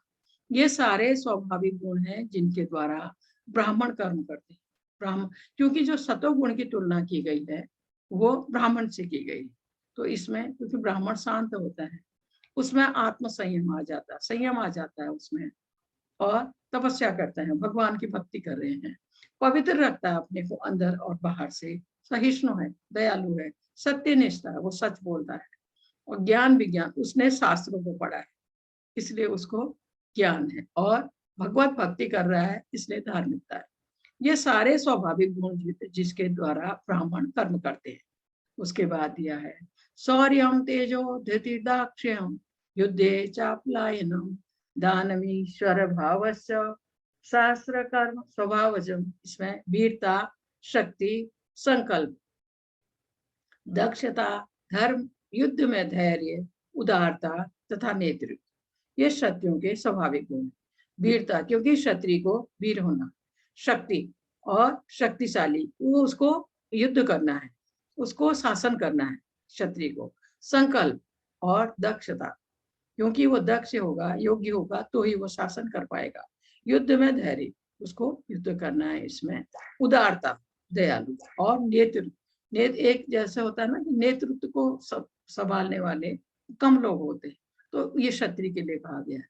ये क्षत्रियों के स्वाभाविक गुण है। इसके बाद कृषि गौरक्ष वाणिज्यम वैश्य कर्म स्वभावजम परिचर्यात्मकम कर्म शूद्रस्थापि स्वभावजम। कृषि करना, खेती करना, गौरक्षा तथा व्यापार, बिजनेस, वैश्यों के स्वाभाविक गुण है, और शूद्रों का कर्म है श्रम तथा अन्य की सेवा करना। के बाद दिया है, ये जो पहले दिया था अभी वही फिर है। यतः प्रवृत्ति भूतानां येन सर्वमिदं ततं स्वकर्मणा तमश्चर्य सिद्धि विदन्ति मानवः। जो सभी प्राणियों का उद्गम है, कौन है? भगवान, और सर्वव्यापी है, हर जगह है। उस भगवान की उपासना करके मनुष्य अपना कर्म करते हुए पूर्णता प्राप्त कर सकता है। इसमें कहा है सभी प्राणियों का उद्गम कौन है? भगवान, और सर्वव्यापी, वो हर जगह है। उन भगवान की पूजा करके, उनकी भक्ति करके मनुष्य अपना कर्म करते हुए पूर्णता प्राप्त करता है। भगवत गीता में कई जगह पर बताया गया है कि भगवत भक्ति के लिए हमें अपने नियत कार्यों को छोड़ने की आवश्यकता नहीं है। हम अपने कर्म करते हुए, अपना फर्ज पूरा करते हुए भगवत भक्ति के मार्ग में आगे बढ़ सकते हैं, पूर्णता प्राप्त कर सकता है। इसमें कहा है अपना कर्म करते हुए भी सारे जीव ईश्वर के भिन्नांश हैं। इस प्रकार परमेश्वर की सभी जीवों के आदि हैं। वेदांत सूत्र में इसकी पुष्टि हुई है। मनुष्य को चाहिए कि अपनी उनकी शक्ति सहित भगवान की पूजा करे। परमेश्वर परमात्मा रूप में पूर्णांश का विस्तार करके सर्वत्र स्थित है। वे सर्वत्र इसलिए कहा है कि समस्त देवताओं, मनुष्यों और पशुओं के भी परमात्मा है। इसलिए मनुष्य को यह जानना चाहिए कि परमेश्वर का भिन्नांश होने के कारण उसका कर्तव्य है कि वो भगवान की सेवा करे। इसके लिए कहा है प्रत्येक व्यक्ति को कृष्ण भावनामृत में भगवान की भक्ति करनी चाहिए। इसमें ऐसे समझाया है। फिर ये ब्राह्मण है, इसमें दिया है क्षत्रिय, वैश्य, शूद्र। ब्राह्मण को देख रहे हैं आप, शांत है, भक्ति कर रहा है, शास्त्रों का ज्ञान है। और क्षत्रिय युद्ध करना, शासन करना। वैश्य का है गौरक्षा और खेती करना और बिजनेस। शूद्र का काम है औरों की श्रम करना और इन दोनों की सेवा करना। इसके बाद दिया इसका 47वां श्लोक। इसमें कहा है श्रेयान स्वधर्मणो विगुणः परधर्मात् तिष्ठतात् स्वभावा नियतम कर्म कुर्वाणा प्रोति किल्बिषम्। अपने वृत्तिपरक कार्य को करना, चाहे वो कितना ही त्रुटिपूर्ण ढंग से क्यों न किया जाए, उसमें गलती हो तो भी अन्य किसी के कार्य को स्वीकार करने और अच्छे प्रकार करने की अपेक्षा अधिक श्रेष्ठ है। अपने स्वभाव के अनुसार निर्दिष्ट कर्म कभी भी पाप से प्रभावित नहीं होते। जिसके जो कार्य हैं, जैसे इसमें बताया ब्राह्मण, क्षत्रिय, वैश्य, शूद्र, सबके कार्य अलग अलग, ब्राह्मण के अलग, वैश्य के अलग, शूद्र के अलग। तो इसमें इसी तरह भगवत गीता में मनुष्य के प्रतिप्रक कार्य स्वधर्म का निर्देश है। ब्राह्मण, क्षत्रिय, वैश्य, शूद्र के कर्तव्य उनके विशेष प्राकृतिक गुणों के द्वारा निर्दिष्ट होते हैं। किसी को भी दूसरे के कार्य का अनुकरण नहीं करना चाहिए। जो व्यक्ति स्वभाव से शूद्र के द्वारा किए जाने वाले कर्म के प्रति आकृष्ट हो, उसे अपने आप को झूठे ब्राह्मण नहीं कहना चाहिए, भले ही वह ब्राह्मण कुल में क्यों न उत्पन्न हुआ हो। इस तरह प्रत्येक व्यक्ति को चाहिए कि वह अपने स्वभाव के अनुसार कार्य करे। कोई भी कर्म निकृष्ट नहीं है यदि वह भगवान की सेवा के लिए किया जाए। ब्राह्मण का कार्य निश्चित रूप से सात्विक है, लेकिन अगर कोई व्यक्ति स्वभाव से सात्विक नहीं है तो उसे ब्राह्मण के कार्य धर्म का अनुसरण नहीं करना चाहिए। ऐसा इसमें कहा गया है कि सबको अपने अपने अपने जो कार्य बटे हैं उनको करना चाहिए। जैसे आप क्षत्रिय को कहेंगे कि तुम ब्राह्मण का कार्य करो, नहीं हो सकता, गलत होगा। वही क्षत्रिय ब्राह्मण का कार्य नहीं कर सकता, ना ब्राह्मण क्षत्रिय का कार्य कर सकता है। तो इसी तरह का है कि अपना अपना जो कार्य है, भले ही उसमें हमसे त्रुटि हो जाए, गलती हो जाए, तब भी उसी को करना ठीक है। तो यहाँ इस व्यक्ति ने एक वो रखा है, जैसे आप सोचिए, तो इसने कहा है कि इनाम मिलेगा इनमें सब में से जो पेड़ में पहले चढ़ेगा। तो आप सोचिए, पेड़ में खाली बंदर चढ़ सकता है, कौवा, ना पेंगुइन, ना हाथी, ना मछली, ये लोग पेड़ में नहीं चढ़ सकते हैं। तो इसी तरह से जो जिसका कार्य है उसी को उसे करना चाहिए, इसीलिए। फिर इसका 49वां श्लोक में दिया है जो आत्म संयमी तथा अनासक्त है एवं जो समस्त भौतिक भोगों की परवाह नहीं करता, वह संन्यास के अभ्यास द्वारा कर्म फल से मुक्ति की सर्वोच्च सिद्ध अवस्था प्राप्त कर सकता है, जिसमें आत्म संयम है, और जो अनासक्त है, जिसको बहुत आसक्ति नहीं है इस भौतिक चीजों से, एवं जो समस्त भौतिक भोगों की परवाह नहीं करता। भौतिक सुख, भौतिक भोग जो हम चाहते हैं अपने लिए, अपने शरीर के लिए, अपनी इंद्रियों के लिए, वो उसकी परवाह नहीं करता है। वह संन्यास के अभ्यास द्वारा कर्म फल से मुक्ति की सर्वोच्च सिद्ध अवस्था प्राप्त कर सकता है। ऐसा व्यक्ति भगवत भक्ति की राह में आगे बढ़कर, और जैसे उसको किसी भी कर्म फल से वो मुक्ति की सर्वोच्च सिद्ध अवस्था, क्योंकि वो प्राप्त कर सकता है, क्योंकि भगवत भक्ति की राह में वो आगे बढ़ रहा है, इसलिए। इसके बाद दिया है इसका 54 ब्रह्मभूत प्रसन्नात्मा न सोचति न कांक्षति समः सर्वेषु भूतेषु मद भक्ति लभते पराम। इस प्रकार जो दिव्य पद पर स्थित है, जो भगवत भक्ति करता हुआ आगे दिव्य पद तक आ गया है, वह तुरंत परब्रह्म का अनुभव करता है, क्योंकि वह समर्पित है भगवान की भक्ति में, भगवान के लिए ही सब कुछ कर रहा है। तो वह परब्रह्म का अनुभव करता है, वो गोविंद को महसूस करता है अपने अंदर और बाहर, और पूर्णतः प्रसन्न हो जाता है, खुश हो जाता है। वह न तो कभी शोक करता है, न कभी किसी वस्तु की कामना करता है। उसको शोक का तो कोई मतलब ही नहीं है, वो तो भगवान को महसूस कर रहा है अपने अंदर और बाहर, और वो कभी वो किसी वस्तु की कामना नहीं करता। उसको फिर कुछ नहीं चाहिए। वह प्रत्येक जीव पर संभाव रखता है, उसके लिए सारे जीव बराबर है, क्योंकि वो ये देखता है कि भगवान सबके अंदर है, स्थित है परमात्मा रूप में। उस अवस्था में वो मेरी शुद्ध भक्ति को प्राप्त होता है। भगवान कह रहे हैं ऐसा भक्त जो है उसे भगवान की शुद्ध भक्ति प्राप्त होती है, ऐसा इसमें कहा गया। इसके बाद दिया है भक्त्या मामा विजानाति जानन्ति यावान शस्मि तत्वतः ततो मा तत्वतोष ज्ञात्वा विशते तदंतरम। केवल भक्ति से मुझ भगवान को यथारूप में जाना जा सकता है। केवल एक ही उपाय है, भगवत भक्ति।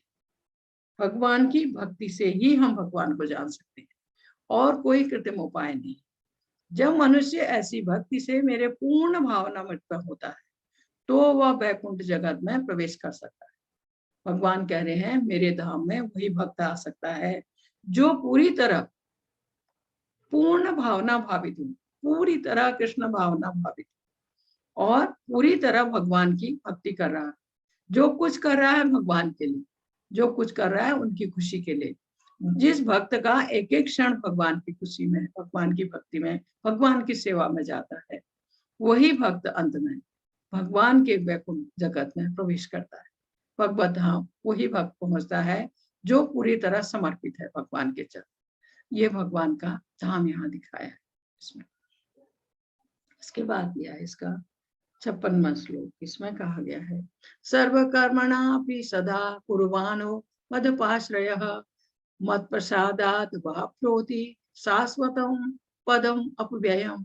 मेरा शुद्ध भक्त मेरे संरक्षण में समस्त प्रकार के कार्यों में संलग्न रहकर भी मेरी कृपा से नित्य तथा अविनाशी धाम को प्राप्त होता है।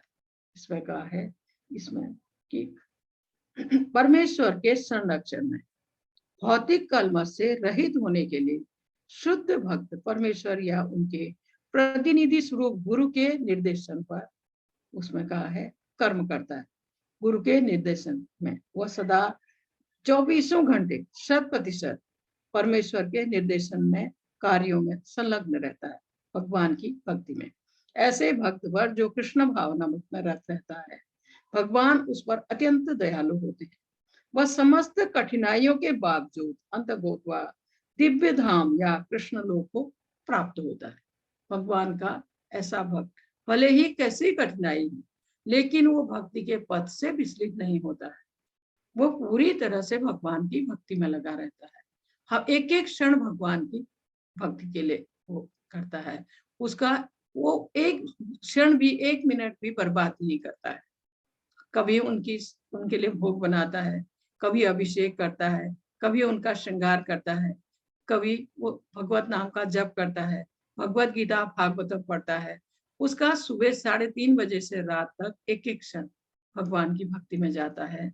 ऐसे भक्त के लिए भगवान कह रहे हैं वो अंत में फिर भगवान के अविनाशी धाम को प्राप्त होता है, वो वैकुंठ लोक पहुंचता है। इसके बाद इसका 58वां श्लोक दिया है इसमें, मच्चितः सर्व दुर्गाणि मत प्रसादात ऋष्यसि अतः चेत अहंकारा शोषयसि विंश्यसि यदि तुम मुझसे भावना भावित होगी। अर्जुन को कह रहे हैं तो मेरी कृपा से तुम बुद्ध जीवन के सारे अवरोधों को लांघ जाओगे। इस जीवन के या भौतिक जीवन के सारे अवरोधों को तुम लांघ जाओगे। लेकिन यदि तुम मिथ्या अहंकार बस ऐसी चेतना में कर्म नहीं करोगे और मेरी बात नहीं मानोगे तो तुम विनिष्ट हो जाओगे। ऐसा इसमें कहा गया है। इसमें भगवान ने ऐसे इसको कहा है कि तुम इसमें कि अगर मुझसे भावना भावित होगी, इसे कृष्ण भावना भावित हम कहते हैं ना, भगवान की भक्ति, जो कार्य करो भगवान के लिए, जो कुछ करो उनकी खुशी के लिए, वो भक्त है कृष्ण भावना भावित। और मेरी कृपा से तुम बुद्ध जीवन के सारे अवरोधों को लांघ जाओगे।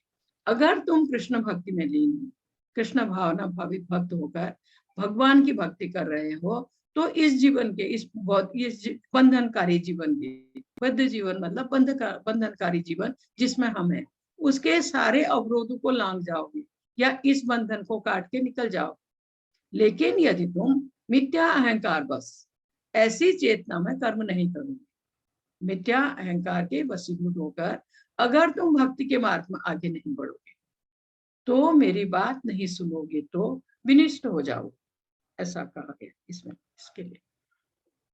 उसके बाद इसका 61वां श्लोक में कहा है, ईश्वरः सर्वभूतानां हृदयेशे अर्जुन तिष्ठति भ्राम्यान् सर्वभूतानि यंत्रारूढ़ानि माये। हे अर्जुन, परमेश्वर प्रत्येक जीव के हृदय में स्थित है। भगवान प्रत्येक जीव के हृदय में स्थित है और भौतिक शक्ति से निर्मित, क्योंकि हमारा शरीर भौतिक है। यंत्र में शरीर को यंत्र कहा है, भौतिक शक्ति से निर्मित यंत्र में सवार की भांति बैठे समस्त जीवों को अपनी माया से घुमा रहे, फरमा रहे।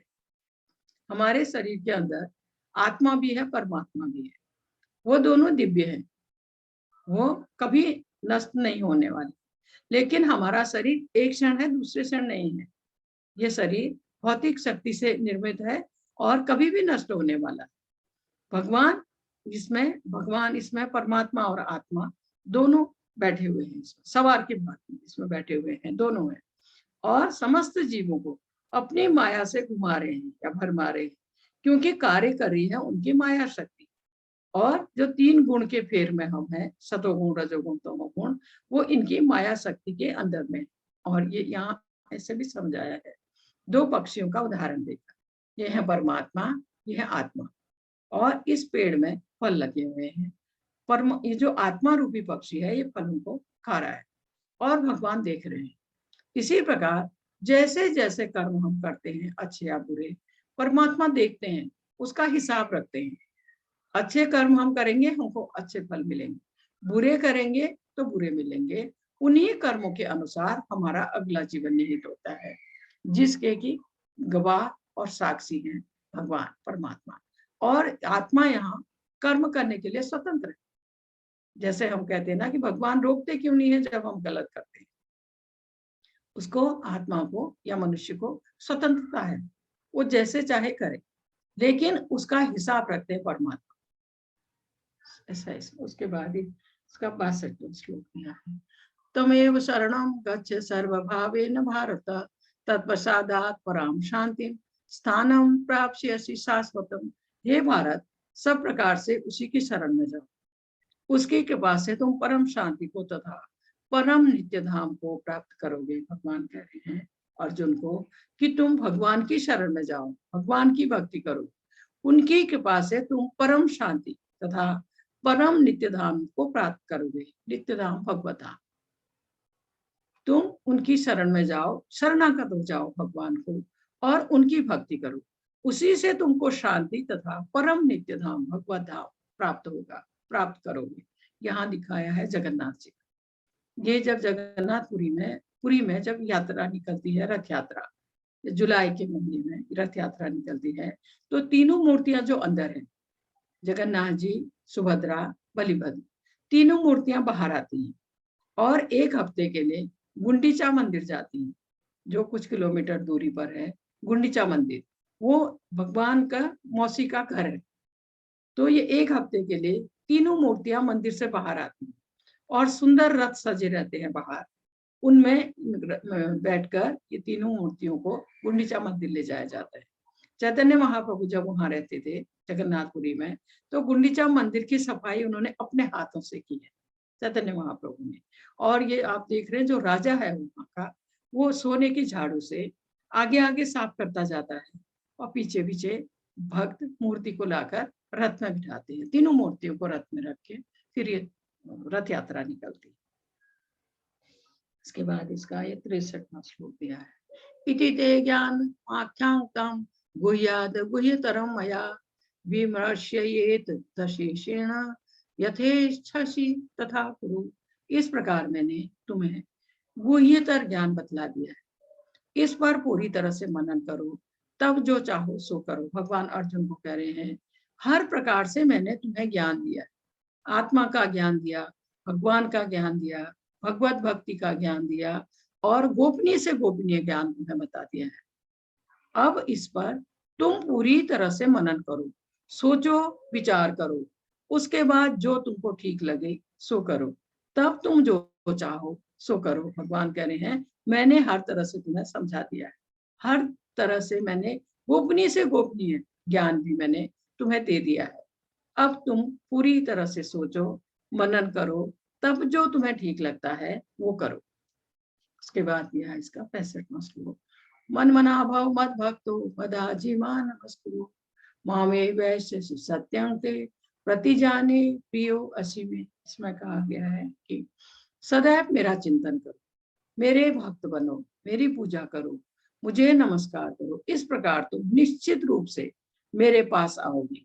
मैं तुम्हें वचन देता हूँ, क्योंकि तुम मेरे परम प्रिय मित्र हो। भगवान अर्जुन को कह रहे हैं कि इसके कहा गया है, ज्ञान का गुह्यतम अंश है कि मनुष्य कृष्ण का शुद्ध भक्त बने, सदैव उनका चिंतन करे, उन्हीं के लिए कर्म करे। मनुष्य अपने जीवन को इस प्रकार व्यवस्थित करे कि 24 घंटे कृष्ण का ही चिंतन करता रहे। और भगवान की यह प्रतिज्ञा है कि जो इस प्रकार कृष्ण भावनामृत में होगा, वह निश्चित रूप से कृष्ण धाम को या वैकुंठ जाएगा, जहां वह साक्षात भगवान के सानिध्य में रहेगा हमेशा। इसलिए ये कहा है कि उनका चिंतन करो, उनकी भक्ति करो, उनकी पूजा करो, उन्हें दंडवत प्रणाम करो। तो ये इस चीजों को करते हुए जब भक्त आगे बढ़ेगा तो अवश्य ही अंत में वो भगवत धाम जाएगा। यहाँ ये राधा गोविंद के विग्रह हैं जो मैंगलोर के मंदिर के। इसके बाद 66वां श्लोक में कहा है, सर्वधर्मान परित्यज्य मामेकं शरणं व्रज अहं त्वाम सर्व पापेभ्यो मोक्षयामि मा शुचः। समस्त प्रकार के धर्मों का परित्याग करो और मेरी शरण में आओ, मैं समस्त पापों से तुम्हारा उद्धार कर दूंगा, डरो मत। भगवान ने कह रहे हैं कि अनेक प्रकार से ज्ञान तथा धर्म की विधियां बताई भगवान ने अर्जुन को, हर प्रकार से सब कुछ बताया और अनेक प्रकार के आश्रमों तथा वर्णों का ज्ञान भी दिया, संन्यास का ज्ञान दिया, इंद्रिय तथा मन के संयम का ज्ञान दिया और ध्यान आदि का ज्ञान दिया। उन्होंने अनेक प्रकार से नाना प्रकार के धर्मों का वर्णन किया, क्योंकि भगवान अभी तक एक एक चीज के बारे में अर्जुन को समझाते हुए आ रहे हैं। तो भगवान कह रहे हैं, मैंने सब प्रकार से आत्मा का ज्ञान दिया, जो दूसरे श्लोक से शुरू हुआ, सब प्रकार से। और भगवत गीता का सार प्रस्तुत करते हुए भगवान कहते हैं कि हे अर्जुन, अभी तक बताई गई सारी विधियां, सब धर्मों कहने का मतलब है अभी तक जो भी विधियां मैंने तुम्हें बताई थी, उन सारी विधियों का परित्याग करके अब मेरी शरण में आओ। इस शरणागति से वह समस्त पापों से बच जाएगा, क्योंकि भगवान उसकी रक्षा का उसे वचन दे रहे हैं। अर्जुन को कह रहे हैं, जो जो मैंने समझाया था, बताया था, उसको भूल जा, तुम शरणागत हो जाओ मेरे, और मैं तुम्हारी रक्षा करूंगा और तुम्हारे सारे पापों से तुम्हारी रक्षा करूंगा, ऐसा इसमें कहा।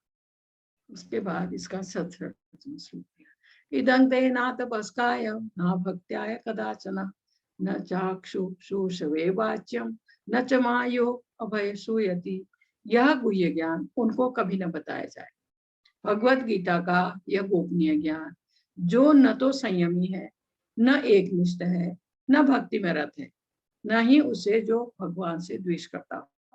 इसमें कहा गया है भगवत गीता का यह गुह्य ज्ञान, यह गोपनीय ज्ञान उन लोगों को कभी नहीं बताया जाए जो न तो जिनमें संयम है, ना जो एकनिष्ठ है, ना जो भगवान के भक्त है, और ना वो जो भगवान से द्वेष रखते हैं। मतलब नास्तिक लोगों को, अभक्त लोगों को यह भगवान का, ये भगवत गीता का ये गोपनीय ज्ञान न बताया जाए, भगवान कह रहे। क्योंकि आप उनसे बात करेंगे तो हो सकता है वो कुछ गलत कहें, गलत कहेंगे तो आपको गुस्सा आएगा। इसलिए उन लोगों को यह गुह्य ज्ञान दिया ही ना जाए जो नास्तिक है, जो भक्ति के मार्ग में नहीं है। उसके बाद कहा है 68वें श्लोक में, या इदं परमं गुह्यं मद भक्तेष्व विधास्यति भक्तिं मयि पराकृत्वा मामे वैश्यस्य संशयः। जो व्यक्ति भक्तों को यह परम रहस्य बताता है, भगवत गीता का परम रहस्य बताता है, वह शुद्ध भक्ति को प्राप्त करेगा और अंत में वो मेरे पास वापस आएगा। ये कहा गया है प्रभुपाद जी के लिए। प्रभुपाद जी बैठे हैं ना, उन्हीं की कृपा से हम ये सब जान पा रहे हैं, उन्हीं के पास से हम ये सुन पा रहे हैं। जो व्यक्ति भक्तों को यह परम रहस्य बताता है वह शुद्ध भक्ति को प्राप्त करेगा, अंत में वो भगवान के पास वापिस जाएगा। इसके लिए कहा है, न च तस्मान मनुष्येषु किंचन में प्रिय कृता तमः भविता न च में तस्माद अन्यः प्रियतरो भुवि। इस संसार में उसकी अपेक्षा, ऐसे भक्त की अपेक्षा कोई अन्य सेवक न तो मुझे अधिक प्रिय है और न कभी होगा। भगवान कह रहे हैं जो भक्तों को यह परम गुह्य ज्ञान वितरित कर रहा है, दे रहा है, पहुंचा रहा है, उस भक्त के समान कोई मुझे, अन्य कोई भी सेवक मुझे अधिक प्रिय नहीं। क्यों कहने का मतलब है ऐसा भक्त मुझे अत्यंत प्रिय है, जैसे प्रभुपाद जी को दिखाया। इसके बाद यह है इसका 70वां श्लोक में, अध्येष्यते च इमं धमर्य संवादमावयो ज्ञान यज्ञेन तेनाह विष्टस्यामिति मे मति। और मैं घोषित करता हूँ, भगवान कह रहे हैं मैं घोषणा करता हूँ, जो हमारे इस पवित्र संवाद का अध्ययन करता है वह अपनी बुद्धि से मेरी पूजा करता है। हम आपको कहते हैं ना कि 1 श्लोक 2 श्लोक पढ़ने की कोशिश कीजिए, तो यहाँ भगवान कह रहे हैं मैं घोषणा करता हूँ, जो हमारे इस पवित्र संवाद का अध्ययन करता है, जो पढ़ता है इस भगवत गीता को, जो सुनता है, उसका अध्ययन करता है, वह अपनी बुद्धि से भगवान की पूजा करता है। भगवान कह रहे हैं वो मेरी पूजा कर रहा है, जो इस भगवत गीता को पढ़ता है, सुनता है और इसका अध्ययन करता है, इसको और सुनने की, समझने की कोशिश करता है, वो भगवान की पूजा करता है। बात यह है, श्रद्धावान सूयश्च शृणुयादपि यो नरः सो अभिमुक्त शुभालोकान प्राप्यात पुण्य कर्मणः। कहा है जो श्रद्धा से, जैसे आप लोग सुन रहे हैं, जो श्रद्धा समेत द्वेष रहित होकर इसे सुनता है, भगवत गीता को, भगवान के और अर्जुन के संवाद को, वह सारे पापों से मुक्त हो जाता है और उन शुभ लोगों को प्राप्त होता है जहाँ पुण्य आत्माएं निवास करती। जैसे ध्यान से मन लगाकर आप 18 दिन से इस भगवत गीता को सुन रहे हैं, तो इसमें कहा है श्रद्धा के साथ और द्वेष रहित होकर जो इसको सुनता है वह व्यक्ति सारे पापों से मुक्त हो जाता है और उन शुभ लोगों को प्राप्त होता है जहाँ पुण्य आत्माएं निवास करती है। उसके बाद दिया है, अर्जुनोवाच नष्टो मोह स्मृति लब्धा त्वत्प्रसादान् मया अच्युत सतो अस्मिन् गत संदेह करिष्ये वचनम तब। अर्जुन ने कहा हे कृष्ण, हे अच्युत, अब मेरा मोह दूर हो गया है, आपके अनुग्रह से मुझे मेरी श्रवण शक्ति वापस मिल गई। अब मैं संशय रहित तथा दृढ़ हूँ और आपके आदेशानुसार कर्म करने के लिए उगत हूँ। अर्जुन कह रहे हैं हे अच्युत, अच्युत कहते हैं जो नष्ट नहीं होता, अविनाशी, जिसका जो नष्ट नहीं होता या जिसका विलय नहीं होता। हे अविनाशी, अब मेरा मोह दूर हो गया है। जो अर्जुन के मन में मोह था अपने लोगों को बचाने के प्रति, उसके लिए युद्ध न करने के प्रति, अर्जुन कह रहा है वो मेरा अब मोह दूर हो गया है। आपके अनुग्रह से मुझे मेरी श्रवण शक्ति वापस मिल गई है। मेरी श्रवण शक्ति अब फिर से वापस आ गई है। अब मैं संशय रहित हूँ, मुझे अब कोई संशय नहीं है और दृढ़ हूं मैं अपने कर्तव्य को करने के लिए, आपके आदेशानुसार करने के लिए उठत। आप मुझे आदेश दीजिए, आप जो कहेंगे वो मैं करूंगा। इसके बाद दिया है इसका तो इसमें संजय जो धृतराष्ट्र के साथ राजमहल में है। संजय ने कहा, इस प्रकार मैंने कृष्ण तथा अर्जुन इन दोनों महापुरुषों की बातें सुनी और यह संदेश इतना अद्भुत है कि मेरे शरीर में रोमांच हो रहा है, क्योंकि जो संवाद अर्जुन और भगवान में हो रहे थे कुरुक्षेत्र में, वो सब सुन रहा था, वो सब देख रहा था। तो कह रहा है कि उनको सुनकर मेरे शरीर में रोमांच हो रहा है, बहुत खुश हो रहा है। व्यास की कृपा से मैंने ये परम गुह्य बातें साक्षात योगेश्वर कृष्ण के मुख से अर्जुन के प्रति कही जाती हुई सुनी। कह रहे हैं कि क्योंकि व्यास देव ने उनको दिव्य दृष्टि दी थी, इसलिए उनकी कृपा से मैंने गुह्य गोपनीय बातें साक्षात योगेश्वर कृष्ण के मुख से, क्योंकि जैसे अर्जुन को पता लगा कि वो भगवान है, वैसे संजय भी जान गया कि वो परमात्मा साक्षात योगेश्वर के मुख से अर्जुन के प्रति कही जाती हुई सुनी। इन दोनों के संवाद मैंने सुने। हे राजन, राजा युधिष्ठिर को कह रहा है, धृतराष्ट्र को कह रहा है, हे राजन, अब मैं कृष्ण तथा अर्जुन के मध्य हुई इस आश्चर्यजनक तथा पवित्र वार्ता का बार बार स्मरण करता हूँ तो प्रतिक्षण आह्लाद से गदगद हो जाता हूँ। कह रहा है कि मैं सोचता हूँ इन दोनों की कही गई बातों को जब भी, और मैं आश्चर्यजनक तथा पवित्र वार्ता, दोनों की पवित्र बात है, और बार बार स्मरण कर बार बार सोचता हूँ तो प्रतिक्षण हर क्षण आह्लाद से गदगद हो जाता हूँ, खुशी से फूल जाता हूँ। और उसके बाद दिया है इसका अंतिम श्लोक, यत्र योगेश्वर कृष्ण यत्र पार्थ धनुधरा तत्र श्री विजयोर्भूति ध्रुवा नीतिर्मतिर्मम। जहाँ योगेश्वर कृष्ण है, जहाँ परम धर्मधर अर्जुन है, वहाँ ऐश्वर्य है, विजय है, अलौकिक शक्ति तथा नीति भी निश्चित रूप से रहती है, ऐसा मेरा मत है। ऐसा कहा गया है। युद्ध को यह निर्णय करना था कि संसार पर शासन कौन करेगा, लेकिन संजय ने भविष्यवाणी की कि सत्ता युधिष्ठिर के हाथ में चली जाएगी, क्योंकि वे न तो केवल पुण्यात्मा तथा पवित्र आत्मा थे, अपितु वे कठोर नीतिवादी भी थे।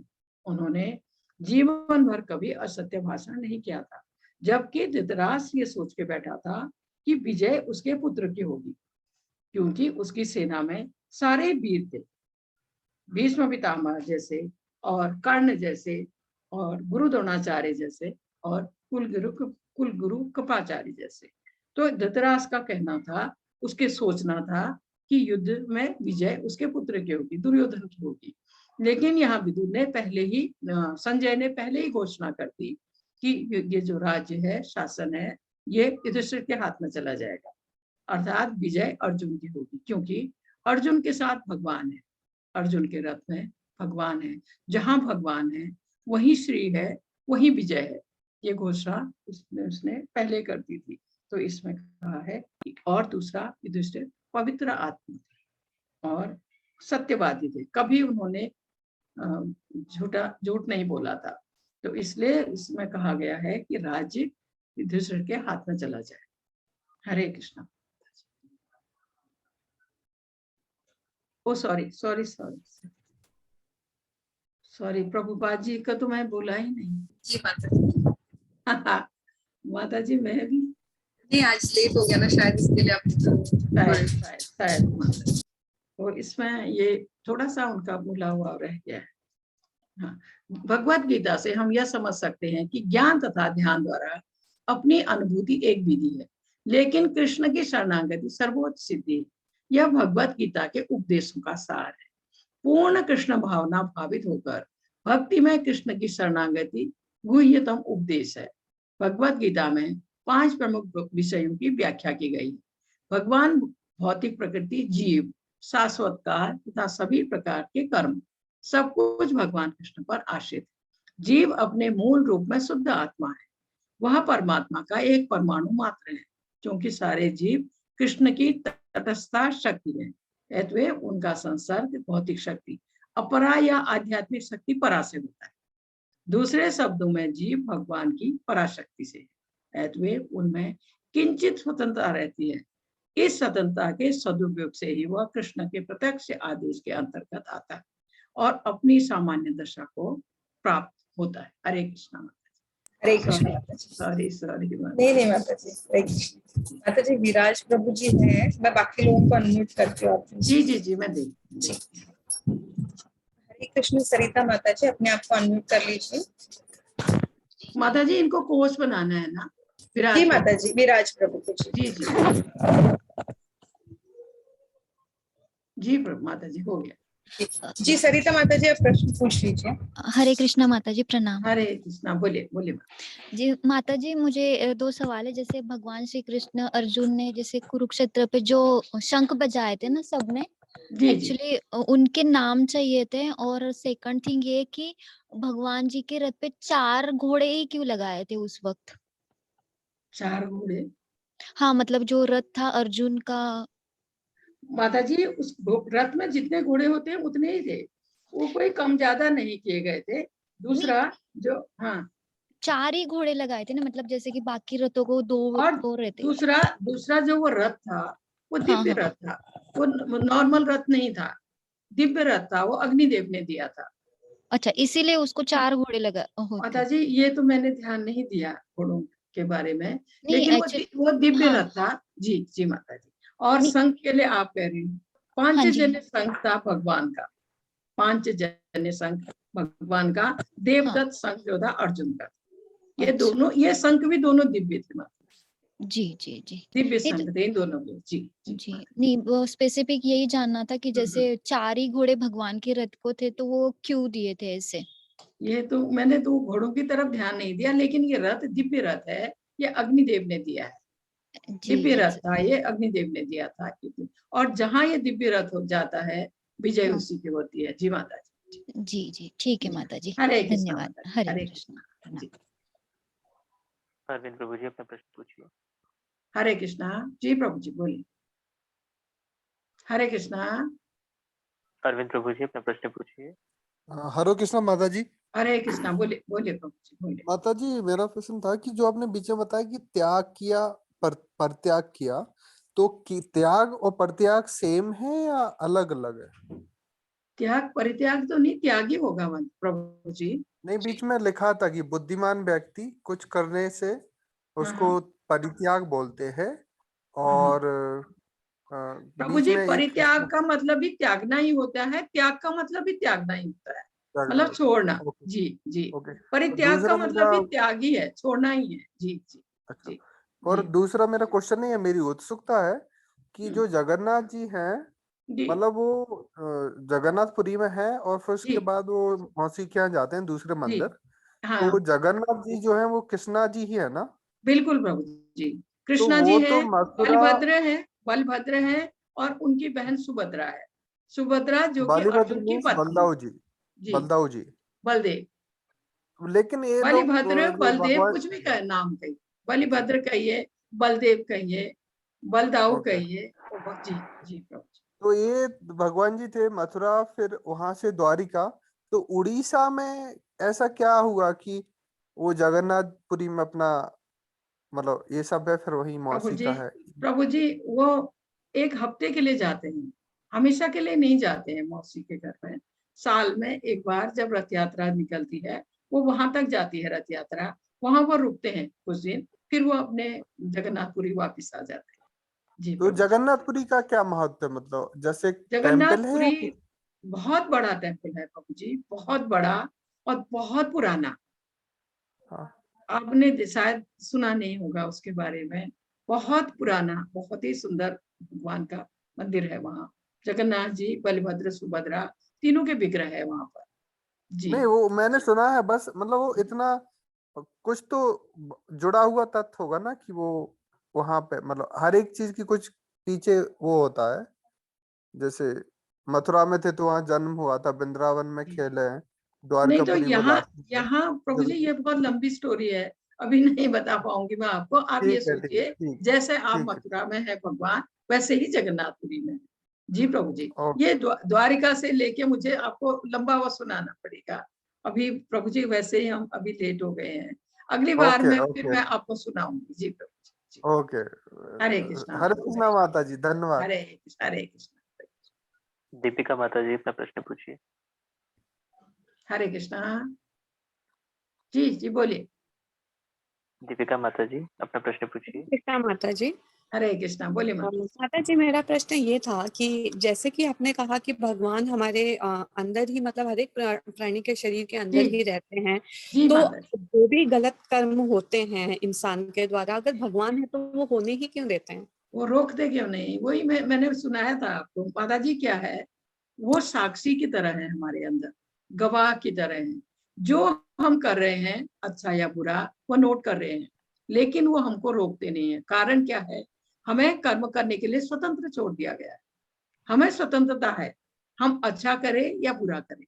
वो सिर्फ गवाह है, साक्षी है हमारे द्वारा किए गए कर्मों के। वो हमें रोकते नहीं है, क्योंकि हमें कर्म करने के लिए स्वतंत्र छोड़ दिया गया है। जी माता जी, इसलिए माता लेकिन जी, ये भी तो जी कहा जाता है कि भगवान के मर्जी के बिना कुछ नहीं होता है, तो अगर भगवान चाहें तो रोक सकते हैं ना उस चीज को? नहीं नहीं रोकेंगे, क्योंकि हमें स्वतंत्र छोड़ दिया गया कर्म करने के लिए।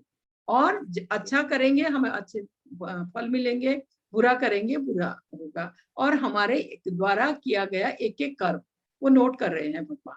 इसलिए जी तो माता कहा जी, गया ना लेकिन कि वो गवाह हाँ की तरह है। जी माता जी, पर मैंने इतने बहुत सारे लोगों को मेरे पर्सनल लाइफ में भी देखा है जो मतलब मेरी जानते भर में तो उन्होंने कुछ ऐसा खराब काम नहीं किया अपने लाइफ जी टाइम में, बल्कि वो बहुत से जी अच्छे काम करते हैं, लेकिन जी उनके साथ हमेशा कुछ ना कुछ गलत होता रहता है। और बिल्कुल अदर साइड पे जो लोग गलत काम करते हैं वो बड़े अच्छी तरीके बिल्कुल। से अपना लाइफ करते हैं, माता सब जी, अच्छा है। माता जी ये आप समझी नहीं असल में। वो जो कर रहे हैं ना, अभी जो कर रहे हैं ना, उसका फल उनको अगले जीवन में मिलेगा। अभी जो भोग रहे हैं, तकलीफ में हैं या सुखी हैं, वो जो पिछले जन्म में प्रारब्ध में जो वो कर्म करके आए हैं, अभी वो उनका फल भोग रहे हैं। वो फल भोग रहे हैं इस समय। जी इसलिए आपको लगता है कि वो अच्छे हैं, उनको तकलीफ हो रही है, सही बात है। वो पिछले जन्म में कुछ गलत करके आए हैं, तो इसलिए यहाँ कष्ट में है। लेकिन इस जन्म में वो अच्छा कर रहे हैं, तो उनको अगला जीवन अच्छा हो। जी माता जी, जी जी माता जी, हरे कृष्णा माता जी। हरे कृष्णा, हरे कृष्णा, हरे कृष्णा।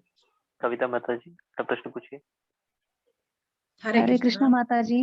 जी जी बोलिए माता, बोलिए। माता जी मेरा ना वो दान के बारे में प्रश्न था जी कि जैसा आपने बताया है कि दान मतलब कि सोच समझ कर जी, देना सही चाहिए। व्यक्ति, सही व्यक्ति हाँ, को। जी सही व्यक्ति को। तो जैसे हम कोई अनाथ आश्रम में या वृद्ध आश्रम में ऐसे अगर हम कहीं पे दान देते हैं मतलब बिना बताए ऐसे चुपचाप से किसी, जैसा जी आपने बोला एक हाथ से माता दो तो जी, दूसरे जहाँ हाथ में। जहाँ भी आप दान देती हैं, इतना ध्यान रखिए, जैसे आप वृद्धाश्रम में दान देती हैं, तो ये जो दान आप कर रही हैं वो इन्हीं पर खर्च होगा। कोई गलत तो नहीं करेगा ऐसा, ये सोच समझ जी के जी कीजिए। अच्छी जी बात है जी वहाँ दान करना, गरीबों की सहायता करना, ये करना बहुत अच्छी बात है। फिर भी थोड़ा सा सोच समझ के माता जी। जी जी जी माता जी। और ना माता जी मतलब जो कल आपने वो प्रणामी का मुझे बताया था, तो वो जी लोग मतलब कि किसी व्यक्ति की पूजा करते हैं ना जिसने स्थापना की थी। नहीं नहीं, किसी व्यक्ति की नहीं माता जी, जिसने इस धर्म की स्थापना की, स्थापना की थी वो लोग उन्हीं उसकी की भी पूजा पूजा करते करते हैं। जी माता जी, जी। हैं। और कृष्ण की भी करते हैं, ऐसा कृष्ण भी की है? भी कर कृष्ण की भी करते हैं, उसकी भी करते हैं जिसने स्थापना की। और ये धर्म ज्यादा पुराना भी नहीं है, सिर्फ 400 साल अच्छा। पहले, 400 साल पहले इसकी स्थापना की है। जी माता जी, जी माता जी, जी माता जी। हरे कृष्ण, धन्यवाद माता हरे जी। हरे कृष्णा कृष्ण माता, माता जी। हरे कृष्ण, हरे कृष्णा, धर्मेंद्र प्रभु जी। हरे कृष्णा। जी हरे प्रभु, कृष्ण माता जी। बोलिए प्रभु जी, बोलिए। माता जी मेरा सवाल ये है कि जैसे हम महामंत्र का जाप करेंगे, जो हम्म माला का है, वो हम्म स्टार्ट कैसे करना है, वो थोड़ा मुझे प्रोसेस बता दीजिए, मतलब स्टार्ट कैसे करेंगे उसको। प्रभु जी, एक सेकंड में माला लेकर आती हूँ। साहिबान, कदरदान, मेहरबान, दिल बेकरार करके बैठिए, क्योंकि बहुत जल्द आ रहे हैं दिल्ली के ठाकुर परिवार। फैमिली में प्यार है और तकरार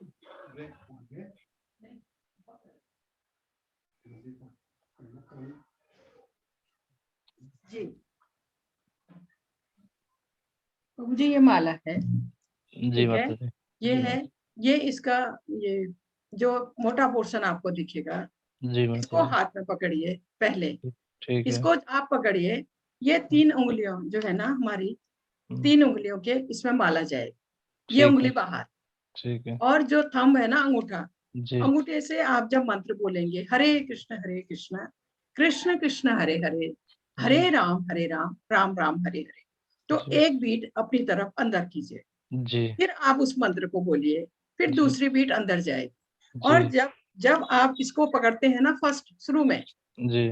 तब आप पंच तत्व मंत्र को बोलिए, जी। जय श्री कृष्ण चैतन्य प्रभु नित्यानंद श्री अद्वैत गदाधर शिवासादि गौर भक्त, जी। पंच जी। तत्व मंत्र को बोलिए, फिर आप महामंत्र का एक एक बीट, और जब आप यहाँ पहुंच जाएंगे, जी। जब यहाँ पहुंच जाएंगे तब आपके 108 बीट हो गई, एक माला हो गई। जी माता जी। जी। फिर इसको प्रभु जी क्रॉस मत कीजिए, इसको जी। पलट दीजिए, माला को पलट लीजिए, जी। फिर उसको शुरू कीजिए, और जब शुरू करेंगे पहले पंचतत्व मंत्र कीजिए। जी जी प्रभु जी माता जी, धन्यवाद माता जी। हरे कृष्ण हरे कृष्ण हरे हरे कृष्ण। अतुल प्रभु जी अपना प्रश्न पूछिए। हरे कृष्ण। हाँ जी, बोलिए बोलिए। हरे कृष्णा माता जी। हरे कृष्ण, बोलिए। माता जी, आज के जो अध्याय में तीन प्रकृति, भगवान ने जो तीन प्रकृति के 3 भाग या 3 रूपों को बताया है, जी जी, क्या वास्तव में व्यक्ति उस 3 रूपों से में से एक रूप जो है सत्य रूप, सात्विक रूप, उसको प्राप्त करने के लिए कोई ऐसा प्रभु उपाय जी कर सकता है? ये जी तीनों रूप है या तीनों गुण है, इनके बारे में मैं शुरू से बता रही हूँ। जी सतोगुण, जी। रजोगुण, तमोगुण, प्रत्येक व्यक्ति में या तो सतोगुण है या रजोगुण है या तमोगुण है। इस कलयुग में ज्यादातर रजो और तमोगुण ही ज्यादा दिखता है, ये आप देख रहे हैं। तो जी जी। इसमें अगर व्यक्ति भगवत भक्ति करेगा, भगवान की भक्ति करेगा, तो वो इन गुणों को पार कर सकता है। साथ में उसको अगर भक्तों का साथ मिल जाए तो तमोगुण से रजोगुण, रजोगुण से सतोगुण में आ सकता है। जी प्रभु जी, जी। भगवत भक्ति से वो अपने को बदल सकता है। नहीं जी। माता जी, इसमें एक छोटा सा प्रश्न ये भी उठता है कि जैसे अर्जुन को तो बहुत ही आसानी से जल्दी से प्राप्त हो गए थे, बट हमें जो है कोई एक ऐसा नियम भी बना के चलना होगा जिससे कि हम इसके तरफ आगे बढ़ सकें। ऐसा कुछ नियम भी प्रभु जी, अपना नियम लेकर चलना इसमें होगा। नियम वही है भगवान की भक्ति करने का, भगवत नाम का जप करना, भगवत गीता भागवतम पढ़ना, भगवान को भोग लगाया गया प्रसाद ग्रहण करना। तो ये छोटी छोटी सेवाओं से हम भक्ति के मार्ग में आगे बढ़ सकते हैं।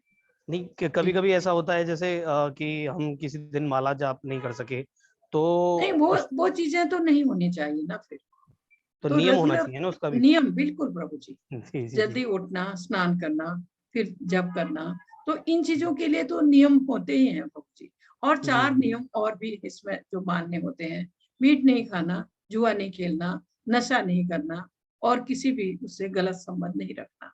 ये नहीं, 4 चीजें भी मानने वो तो होती हैं। चारों ही रखनी चाहिए, हर व्यक्ति जी को जी रखनी चाहिए। जी। और इसके जी। साथ भक्ति करते हुए आप आगे बढ़ेंगे धीरे धीरे, तो खुद ही फिर वो आप पर कृपा होगी भगवान की, तो अच्छी तरह आप करने लगेंगे। जी प्रभु जी। जी, बहुत बहुत धन्यवाद माता जी, आपके हरे कृष्ण 18 अध्याय पूरे हुए। हरे कृष्ण प्रभु, बहुत बहुत धन्यवाद। हरे कृष्ण हरे कृष्ण। हरे कृष्ण प्रभु, हरे कृष्ण। प्रवीण प्रभु कृष्णा। जी अपना प्रश्न पूछिए। हरे कृष्ण माता जी। हरे कृष्णा, बोलिए।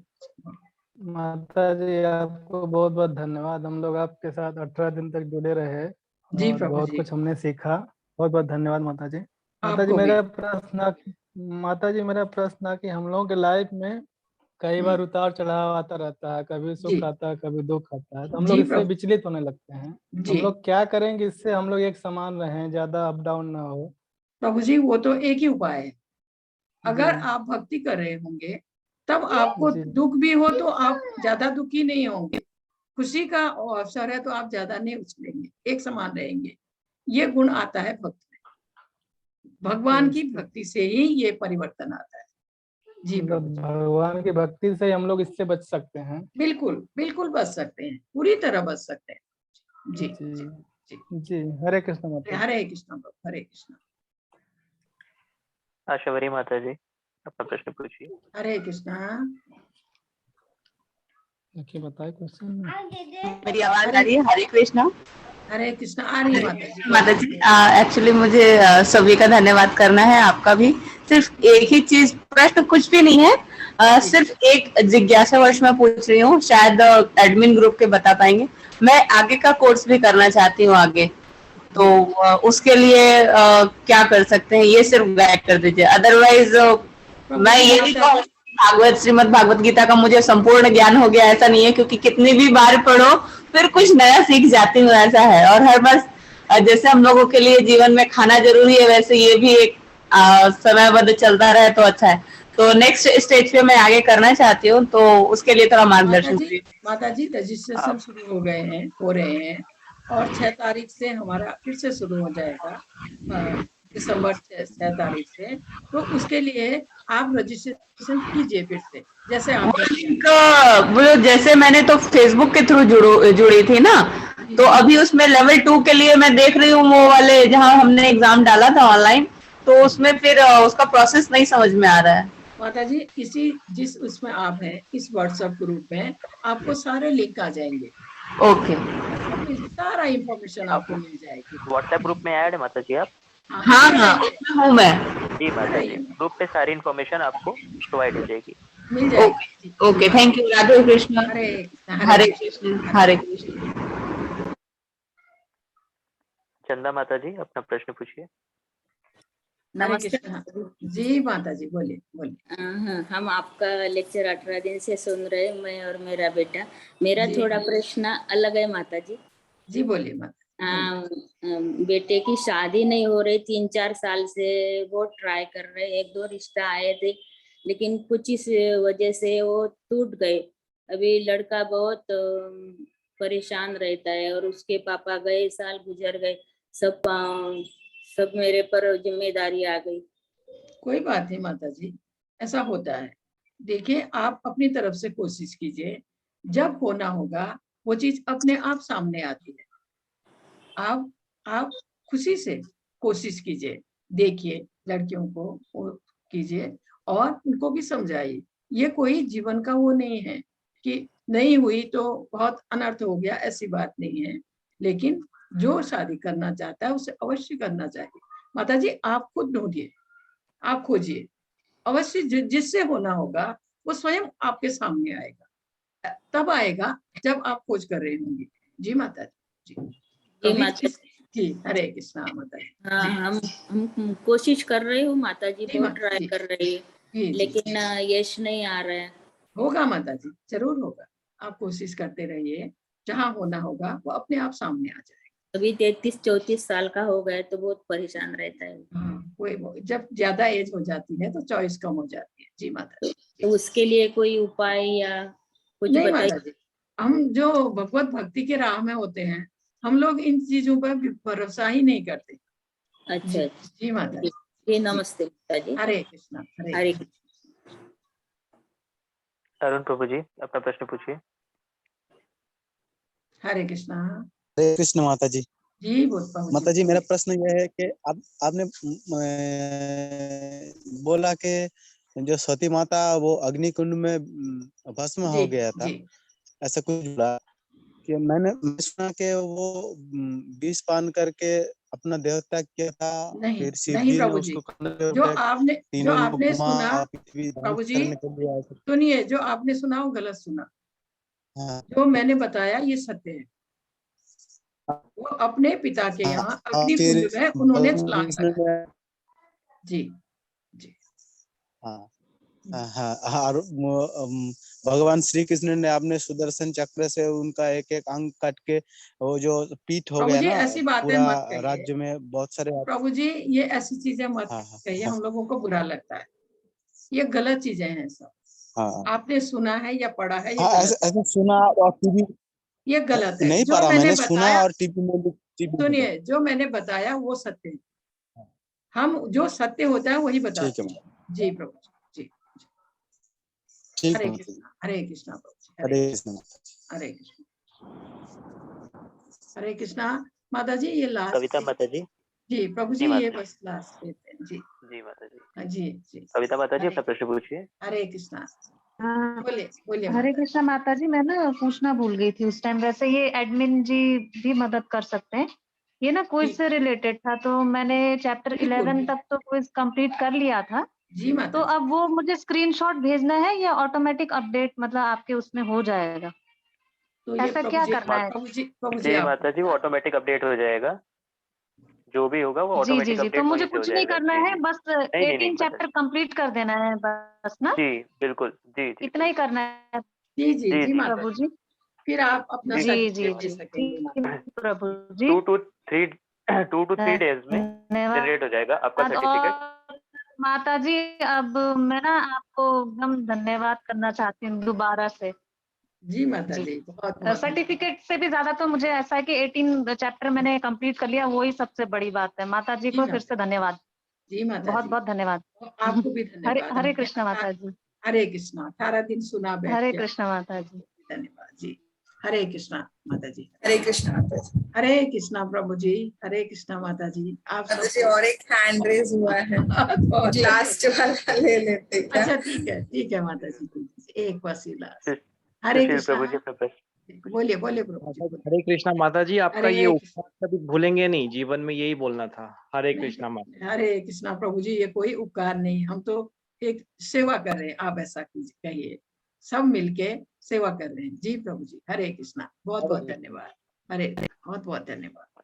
हरे कृष्णा प्रभु जी, हरे कृष्णा माता जी, आप दोनों को बहुत बहुत धन्यवाद। हरे कृष्णा, दंडवत प्रणाम इतना माता जी। समय मुझे दिया, इतना समय दिया, इतनी अच्छी माता जी तरह एक अपॉर्चुनिटी मिला है हमको, प्रभु जी ने इतना अच्छा अपॉर्चुनिटी दिया है, तो मिस नहीं करना चाहते कोई भी। आपकी तरफ से आभारी है हम आपके। हरे कृष्णा माता जी, इतना समय दिया आप लोगों ने, आप लोगों को बहुत बहुत धन्यवाद। हरे कृष्णा, फिर मिलते हैं माता जी। जी माता जी, हरे कृष्ण माता जी। हरे कृष्णा, बहुत अच्छा लगा मुझे, दोनों ग्रुप बहुत अच्छे थे और आप लोगों ने इतने अच्छे से संभाला, क्योंकि ये सब हमारे बस का अकेले नहीं है माता जी। जब आप लोग पूरा संभाल देते हैं, हम तो एक आके बोल देते हैं, पढ़ देते हैं, बस इतना ही सब जाता है सब आपकी मदद। प्रभु की मदद। हरे कृष्णा, हरे कृष्णा, हरे कृष्णा, हरे कृष्णा, हरे कृष्णा माता जी, हरे कृष्णा प्रभु, हरे कृष्णा। बहुत बहुत धन्यवाद आप सब।